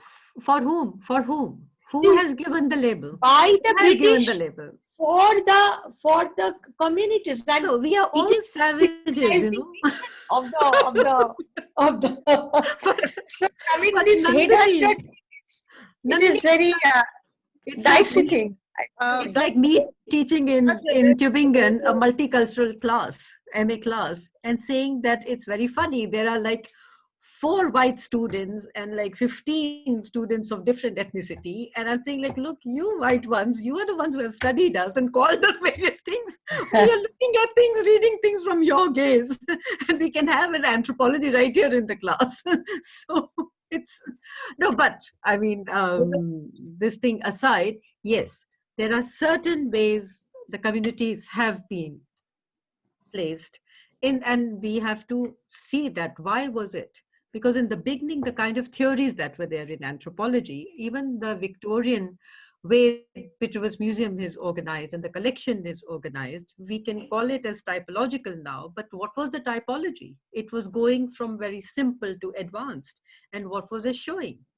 Okay, you're saying that how you tackle certain things. So you have all kind of collections in there, different. But also, what is it showing? It's showing some kind of an evolutionary progress. So it's almost like saying that, sorry, I think that's my husband. Give me one moment, okay? You can discuss something. Hello? Hey, Julia, I'm talking. Where are you?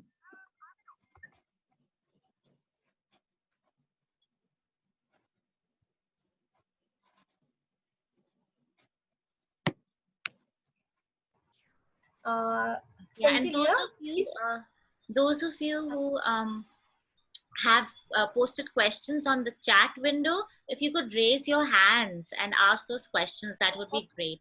no, I do not ask any question. I want to know the name of the expert from Manipur, who is expert in Manipur textiles from Centennial.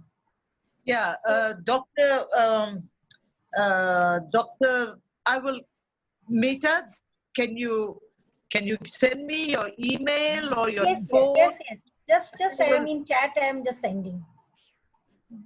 Can you just give me your number? I'll note it down and I'll send it to you, Yes, right? 94. My number is No, no. 94 331 94. 331 Yeah, what is your number? 94 331 331. That was Yeah. not my husband. That was Julia Nicholson, the head of collections from Pitter's Museum. Oh, okay. So she could not join because, 30961. yeah. Okay, there's Okay. one thing. There is somebody Yes. who has made a very pertinent point, and if I can just get to his point. Thierry, are you there? He wants us to actually, okay. Uh, Thierry has written, I know a friend from Oxford, a researcher who works on Sangtam Nagas and loosely uses the term slaves. How do we negotiate the space called forced labor and slavery in Naga context during British context? Actually, that Panksha expedition was to free some slaves that had been taken on a raid in another village from where they had captured. And there was all, so that's what I had not gone into all that detail. But slavery has been Of course, it's something, always been there. It has it's been been there. there Yes, because of the labor you need for everything. yes, and You not have to only look at, that, and also the work, not only that, it all also the manual work. came with your It's, status. yeah. It also came with your status because if you have slaves, then And okay. And second, and then whosoever can answer it shall answer it. Okay. What about intellectual property rights in relation with Naga textiles at international WTO? That is the World Trade Organization. Yeah. Where do we accept Naga textile and cultural context of feast of merit? I think I maybe you were typing something else because I can't understand this thing. Okay. Okay. I got it. And lastly, can we understand that there is a continuous British colonization even in contemporary times, considering that Britain, UK has a better collection? Please read out my questions. Okay, let's, the slavery thing, Sentila can tell you even more about it. And second, about intellectual property rights. And that's very interesting that you say, how do we actually look at the Feast of Merit cloth, which only a few could use. So that is an interesting, that's a very interesting point. And lastly, British colonization. Yes, you can say it. It is still going on because, and what can break that thing? Um, I'm not, I'm sure the museum will appreciate actually because what the museums, and that's where the decolonization thing comes in, that what the museums, and especially museums like Pitt Museum, who are a research museum, a university museum, and are able to see the history of collections, what is happening is that the museum would very much like the community from whom these objects were collected or taken or bought to come in contact with the museum. Come here, see the things. If there is a certain object which you feel that should not be there in the museum space, it should be back with the community because of what it holds for the community, the importance it holds, then the museum has a way. Now there are repatriation policies. And of course, we have to look at anthropology as a subject, and that's why I have to keep telling that what was anthropology, what is. And one thing I should say that all these monographs that were written by Hutton and Mills, what were they following? There's a particular pattern. It was notes and queries, a booklet as to how to collect information, how to go about religion, about politics, about beliefs, and how to collect objects. So there was a whole notification which was given to those people who were going out, the administrators. And to be able to rule a person better, to understand them, you have to understand the politics and religion because they went together. So once you understand the political aspect of a community and the religious aspect of the community, then you would also understand how to govern them. So this is something that was issued out by the Royal Anthropological Institute. There are several editions of notes and queries. So they were used, and there is a certain pattern. So you will see that you will also wonder, what is this? There are certain pattern in these monographs. So that's where when those who study anthropology and understand the anthropology and the museum and the anthropology being taught in ethnographic museum and what role ethnographic museums played, and what and how certain administrators collected data, what was the blueprint that was there, how to go about it. So there is a whole history of anthropology. So that's something. Actually, Andrew West has written a very good book on UK collections, Naga collections. It has been published by Horniman Museum. And again, Horniman Museum has been asking me, now that I'm back in UK, I will go. But what they would really want is also. So they are in contact. I did put them in contact with the communities that are there, the members of communities that are there. But I mean, youngsters do not know that much as their, parents, grandparents. So that is, and yes, Read so out that the colonization thing, yeah. Sorry. Do you want me to read Yeah, out the question? Because I'd yeah, actually because asked everybody to kind of raise their hands, but I think I some, think some yeah, some might be hearing it on their phones and things. yeah, It's yeah, even, yeah. yeah. So So there's a question from Anupam Sa that the development of patterns regularly evolved as illustrated in the process. So are they evolving even today? oh God, Yes, where is? yes, of course, Sorry, I didn't hear that. So of course. the question is It's a continuous process. the question is the development of patterns regularly evolved as illustrated in the crosses. Are they evolving even today? Are they? I mean, evolve is a very the. It's not a very neutral term. But are more patterns being developed, or are more patterns coming up? Oh yes, yes, yes. Oh my goodness, there's a riot there. I mean, actually, IGNCA and ID, they had done a study. They were looking at the modern patterns, but of course, there are patterns, and they're very interesting thing. There are a lot of commemoration cloths also. So there are different kinds. These are modern designs, which might be for everyday use or for special occasion, which can range from made on fly shuttle loom, which will be cheaper, and anything that is made on this thing backstrap loom would be more expensive than the material that is used. If it's acrylic, even an acrylic, what kind? Then if it's dolly thread, it'll be different. Then if it's silk, it's so expensive, I can't afford it. Okay. So there will be beautiful silk meklas would be made, wraps. And so there are all kind of designs are being developed, and there are design competitions. Then at least among the Lotha, I know that there's a design competition where the designs are chosen, they're given prizes, and Miss Ebony Lotha, she has designed many. She's sat on committees where they have actually set up, and it will be passed. And it's not that you can just mix match. I had mentioned it, that different groups have different ways of regulating what patterns can be developed and which patterns from the traditional, so-called traditional, because even traditions change. Okay, even from the traditional patterns which you cannot uh, you know um, tamper with. So there are these kind of rules. Among the Ao also, there is certain rules. Until I may be able to tell more about that. Among the Angami, I know that there are certain rules, and some of the designers, they're very careful.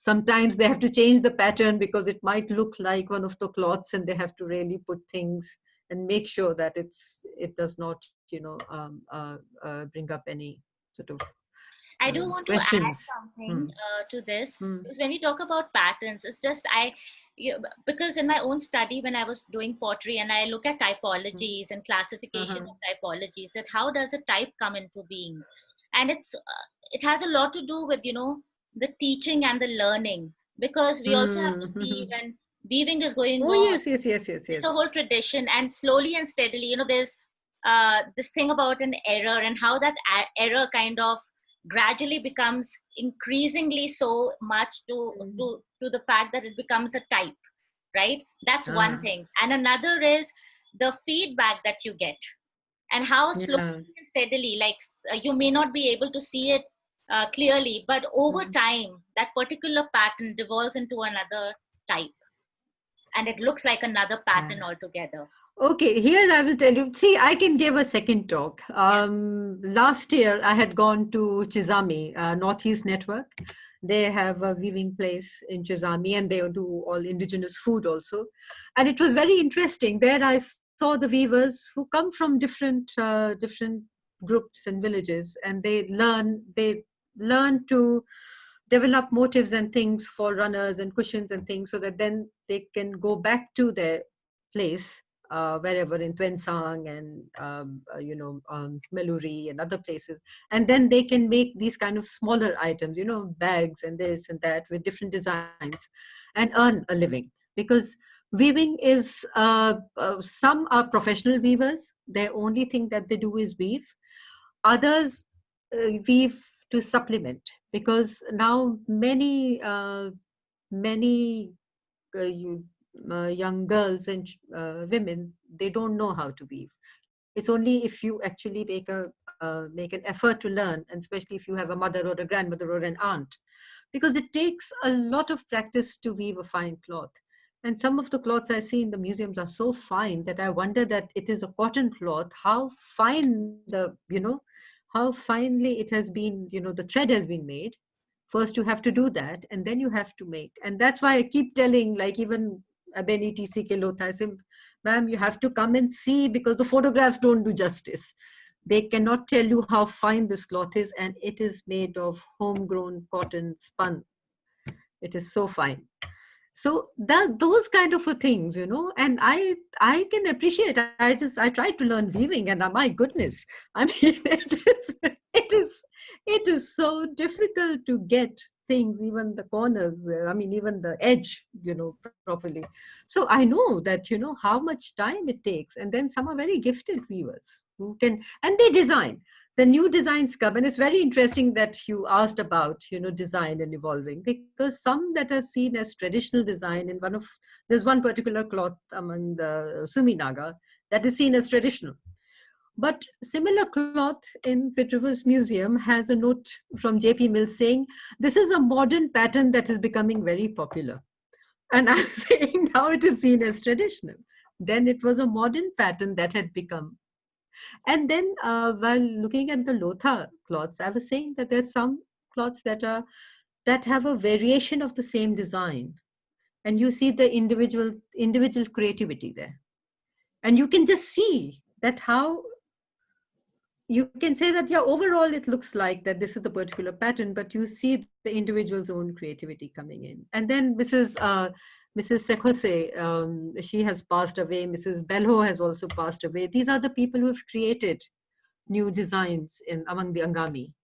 And there are also different kind of status cloths now, where graduate cloth, and then there would be marriage cloth, then like TCK, this is, oh God, where is God? This is, I just have the stole. I could only get the stole. This is the ethasa. This is for,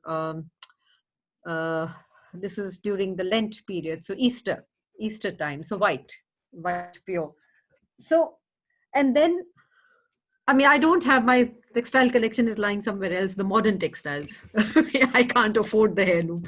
So, but yes, so there are such a lot of development.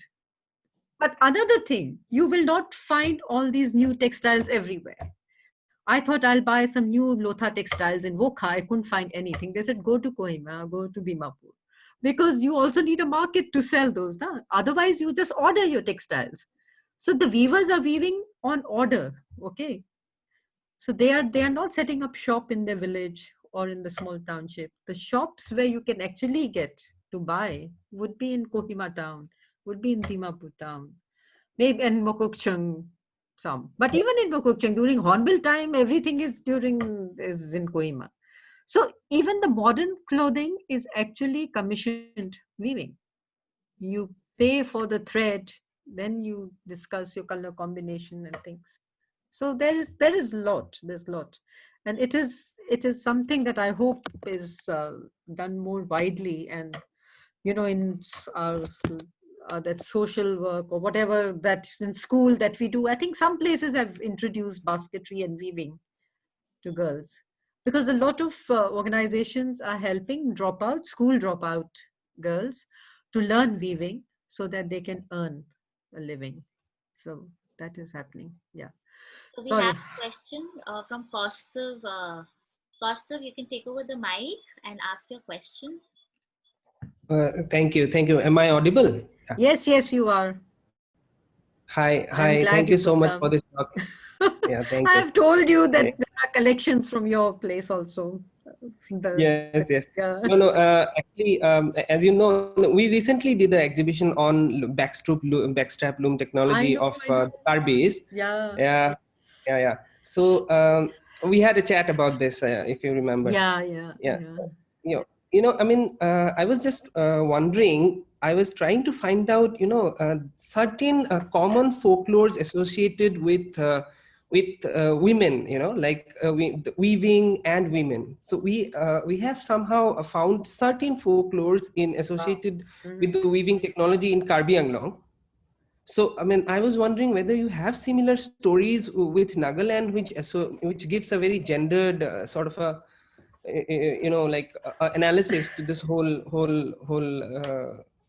thing. I mean, I yeah, can I tell you was one wondering. story which JP Mills didn't know, but Yeah, it's also very interesting. You can have one story, but the same story might be there in different community groups. And you wonder, like, I hear this story somewhere else. So there's a story about this particular cloth, and Mrs. Apeni, yeah, you are eligible to wear it, isn't it? It's the Ezung clan people can wear it.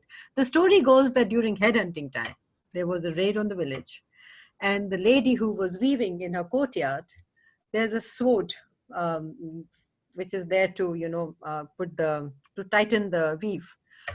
So she, because all the beans were drying in the courtyard, so she could hear this guy who was coming to cut her head. See, headhunting was not just about taking the head of men. Taking the head of women and children meant that you have gone right into the, I mean, that's what how the colonial writers write, that meant that you have gone right inside the village. And that's the most daring thing to do. Anyway, she heard the person approach. So she took out the sword and cut that guy's head. And because of her, this what you call oh my goodness, I'm getting the Hindi word right now. Because of her courageous act, she okay. yeah, so the women in her village, they all came together and designed a particular cloth, and the women of that particular clan can wear. And I have seen people wear it in Wokha, during their Dokuamung. You see some people wearing that cloth, and that is that particular cloth.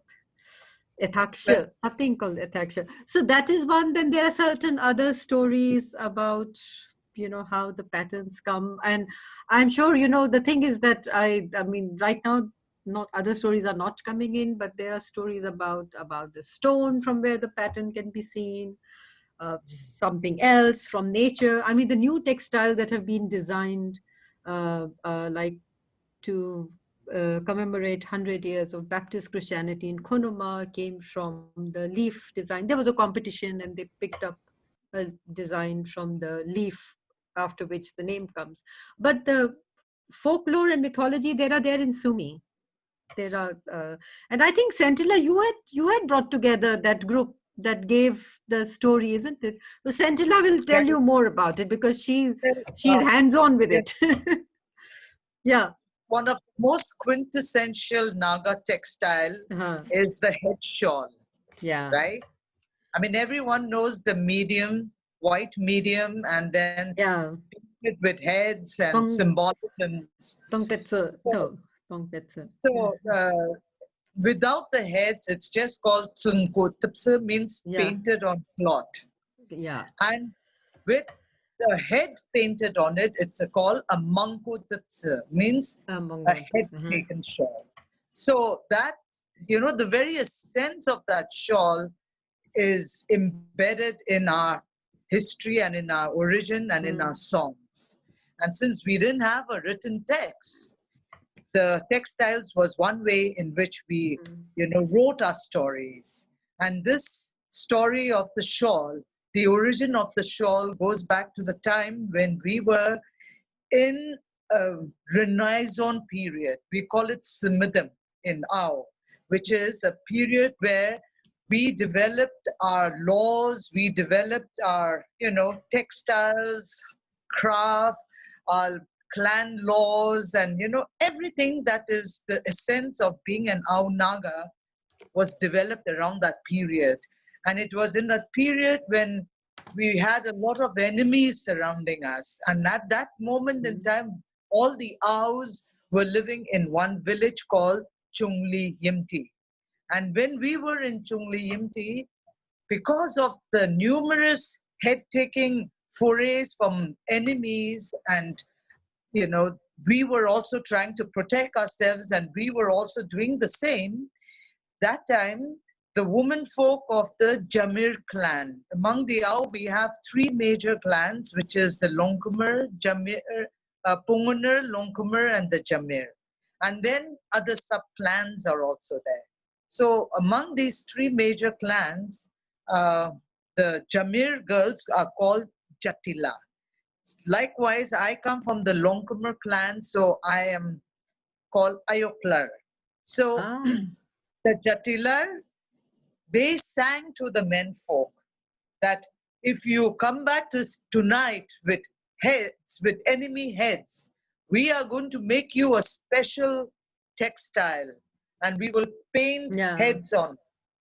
So that is how the story evolved, and it was enshrined in that textile that is very much a part of our oral traditions, and it is, in our songs and in our stories.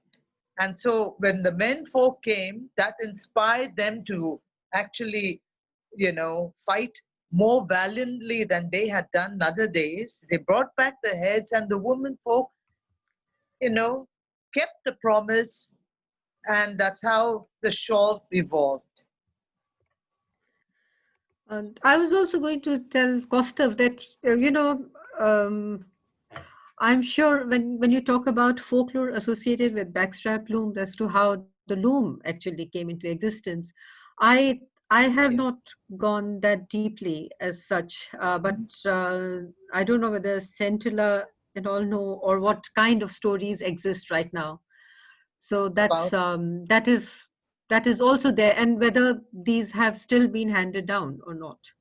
So Yes, there of is course. still, because my textile research right now has been like collection, photographing, taking, and I Right. have to really go through what has been written. I'm working on my book, so hopefully, yes, the next we are year waiting. Yeah. And there is Haidam. Haidam is Dr. asking. Dr. Vibha, just before we take Haidam's question, I really, because time is running. was talking about the skulls on the thing, and I want to share one very beautiful Iban one with skulls, if I may. Yeah, so I'm just going to show it to you. My collection is in so many different places. Yeah, can you see this? Yeah. So these are the skulls. Yeah. Okay. And there is a variation of the skulls in every cloth.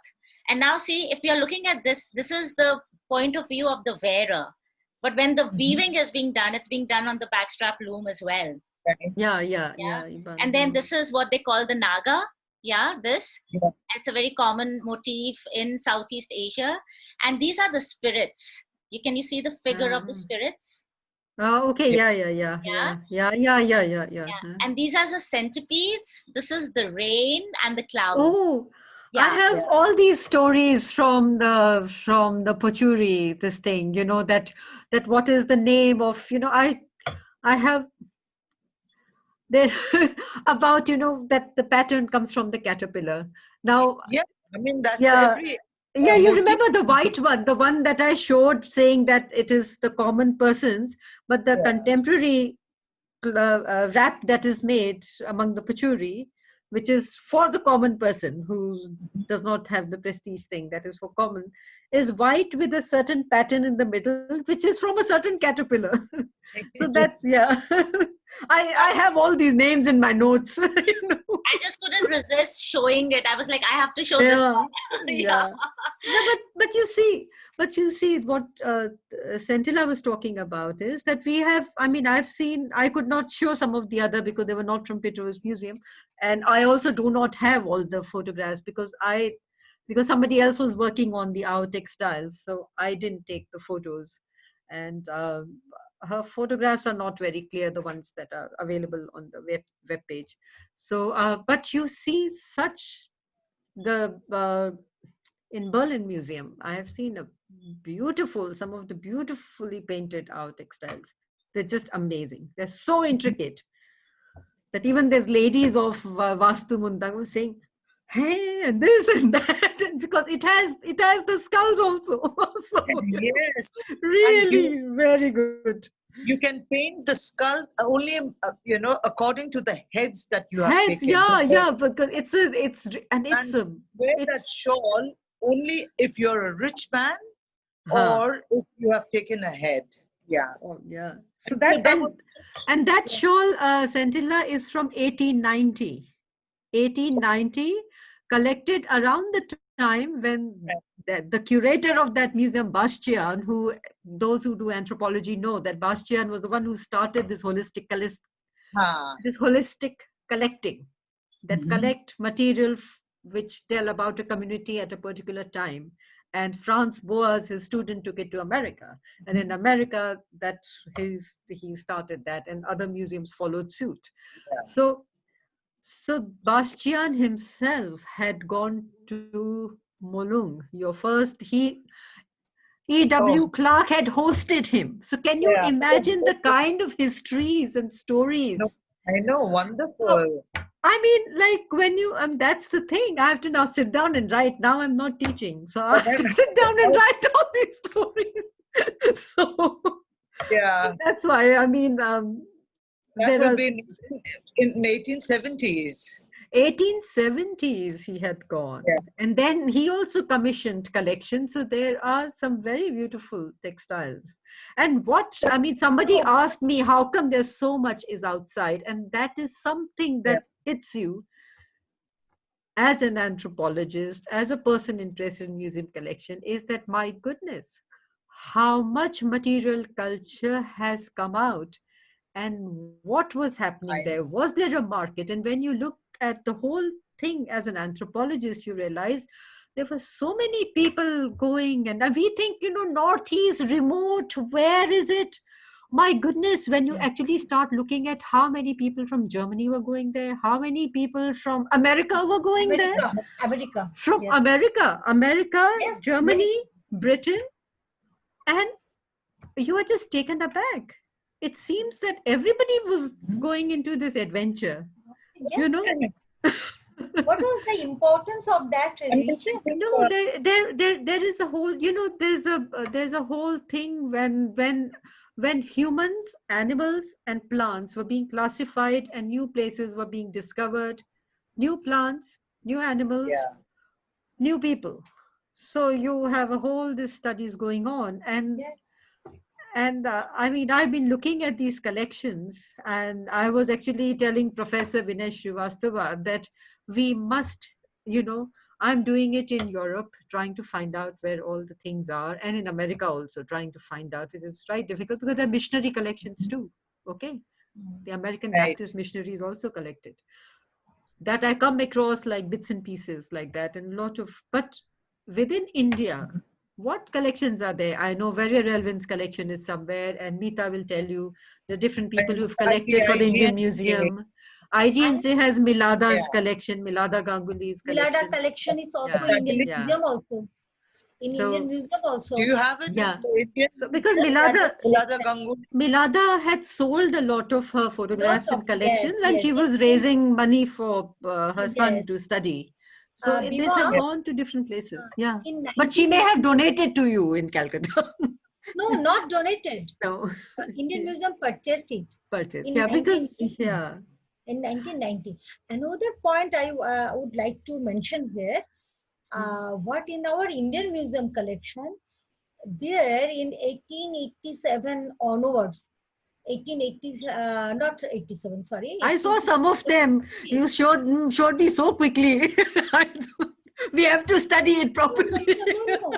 There was reporter of economic product. The colonial people started one study, the reporter of economic product from the Indian Museum fund. Okay. Oh, that's They interesting. are collecting, yes, they are collecting all the natural and the cultural heritage. They have started collecting. And this is at And when? this is we are getting that information that in one of my paper in Textiles of Assam and Aripipur, what I have presented in one Inca seminar there, and there I have told that they are taking also the job steer. What is the purpose Yeah, of the Job. job Yeah, yeah. steers? It's So very there are much a so part many, of our textiles. yes, there are That so many application of stories. Kauri Act. Yes, See, when Kauri yes. came in, Kauri, Yeah. yes. So there are so many stories related with this Yeah. colonial collection. And also so much trading. I mean, the So Colonial much beads are trading. coming from Gujarat. Yes, Ivory is coming from East Africa, actually, you know. yes, yes, So much of it is coming absolutely. from East Africa via yes. Banaras to this thing. And brass is being traded. Then also, you know, like Centilla pointed out, there were some communities that didn't weave. So actually, even for Sumi also, JP Mills writes that there were certain villages which didn't weave. And Yeah. also there were some villages in Meluri side that made the earthen pots, and they traded Larur, earthen pots for Larur. yeah, Yeah, Laruri would Larur. trade pots for the thing. So you have one of those black skirts which Mita also has in her collection, Correct, which correct. is again says that, you know, made in this village to be traded to the other village, which does not weave.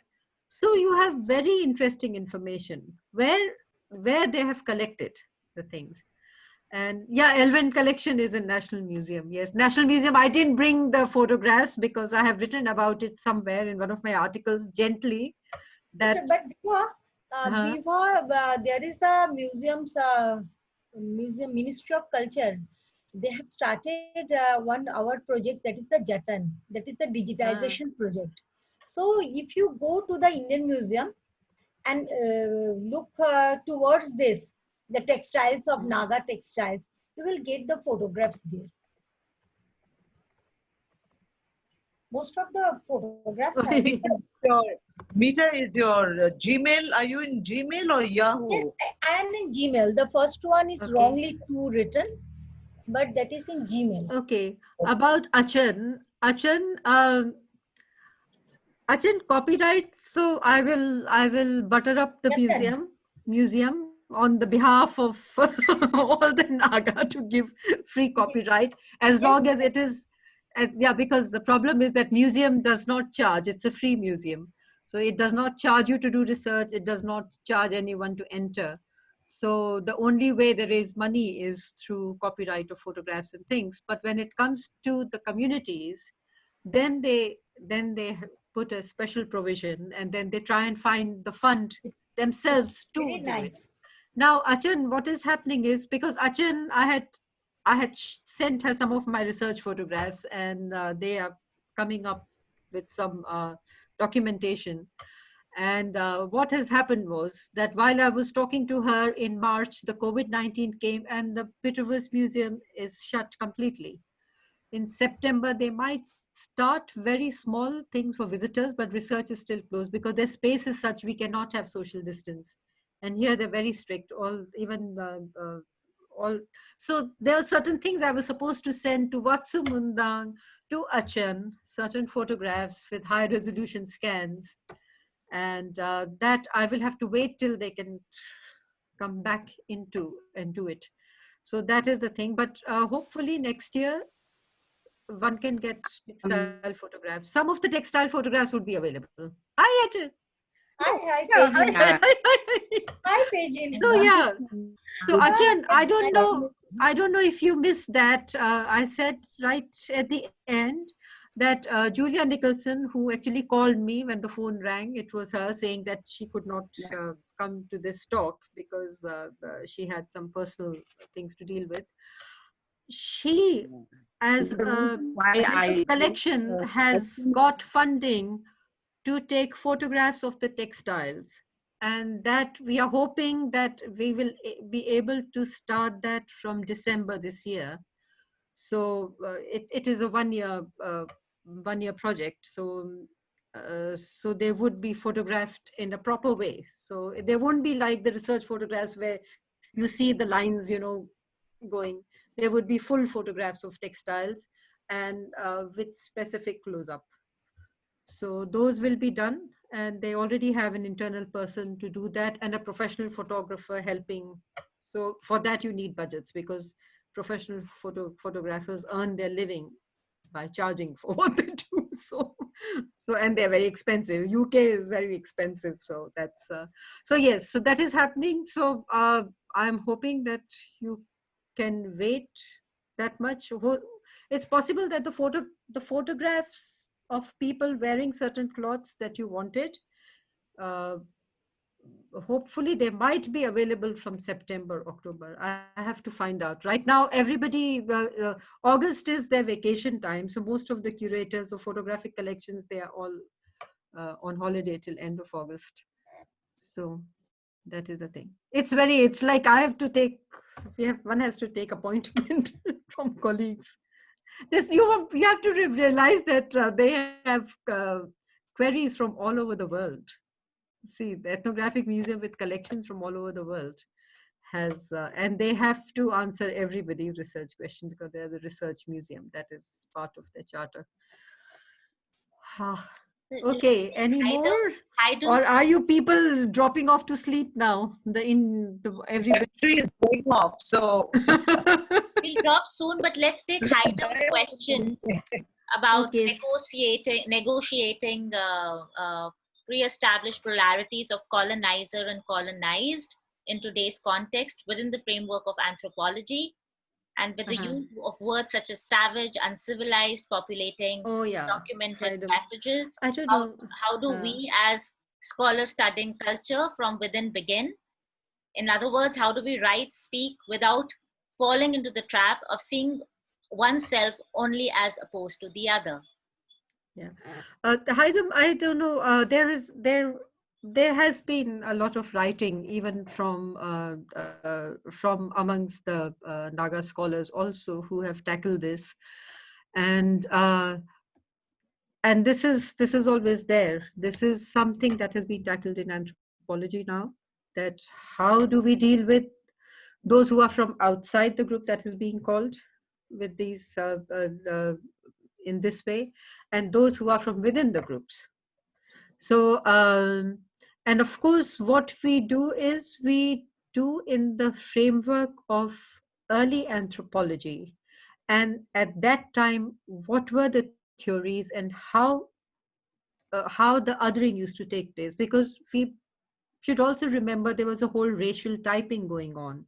The racial types, so the photographs that are there, some of them are very disturbing because the way the photographs were taken is actually typifying and objectifying the human body from different. So there's a there's a whole discourse about this, and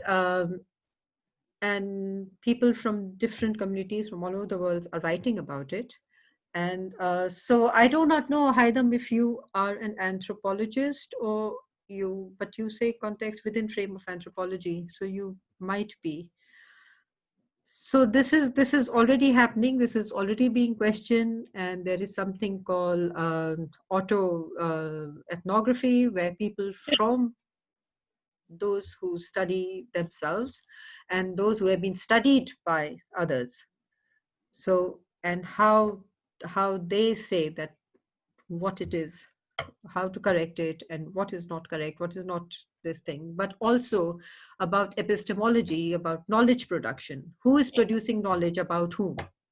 So those debates are very much part of contemporary anthropology, and they are ongoing debates. So there's always something to talk about, but it's not that we are not talking about it. And it's been on for nearly 2 decades now that these discussions are taking place and the discourses in anthropology.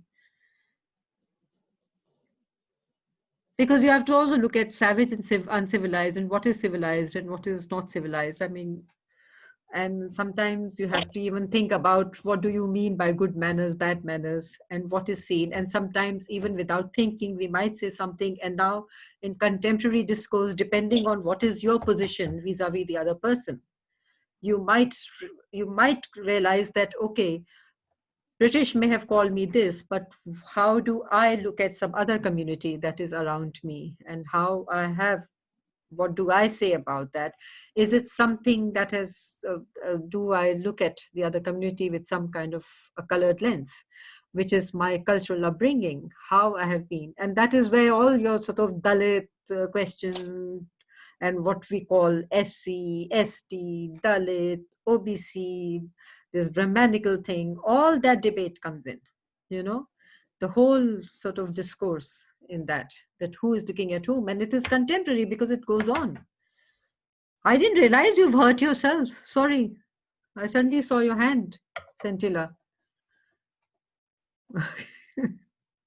So yeah, so this is very much relevant in contemporary anthropology and contemporary politics, actually. And it is being talked about in anthropology for a while. Okay. Okay. There's another thing from Sophie Lasso about. She's not there anymore. Oh, she's not there. Okay. Yeah, she's But, not there. But yeah, you can still answer the question. So. Yeah. Yes, there are actually several from Angami area, but also from the eastern Nagaland side, from that Nuklak region and others. There are certain bark cloths. Even cognac. Even there are cognac cloths that are made from particular kind of bark. So there is. They weave a basket, a bag, a sling bag also. Yeah. We have that. We have. Actually, it is good. Yes. See, sometimes what happens is I've seen so many collections. Sometimes I get confused whether it was at Pitcher's Museum, I've seen it, or somewhere else. But I remember seeing cognac, and from what it used to be called Kalyokenyu, the Kimin, and Konoma. They're different. Not only nettle, there's one other bark also. I had shown something to Pejin, and she told me the bark name, and there's another bark name. Yes. So, we have anything else? Or With the collection. we have no more hands raised. Oh, I think people. It is midnight in Nagaland right now. Okay, past midnight. No. No. Scintilla knows what I mean. Scintilla knows what I mean. It's past midnight. It's like that also. Like by 8:39, everybody is like done with dinner and they're almost in bed because of being in the mountains. Yeah, I mean 8:30 for a lot of my friends is midnight in Nagaland. Yeah. We eat our dinner at 5:36. Same here. It's 10:20. But they also wake up at 4 o'clock in the morning. Okay, so that is okay. My mother is sleeping. She's fast asleep. I'm in the next room, and the power just went off. The power just went off.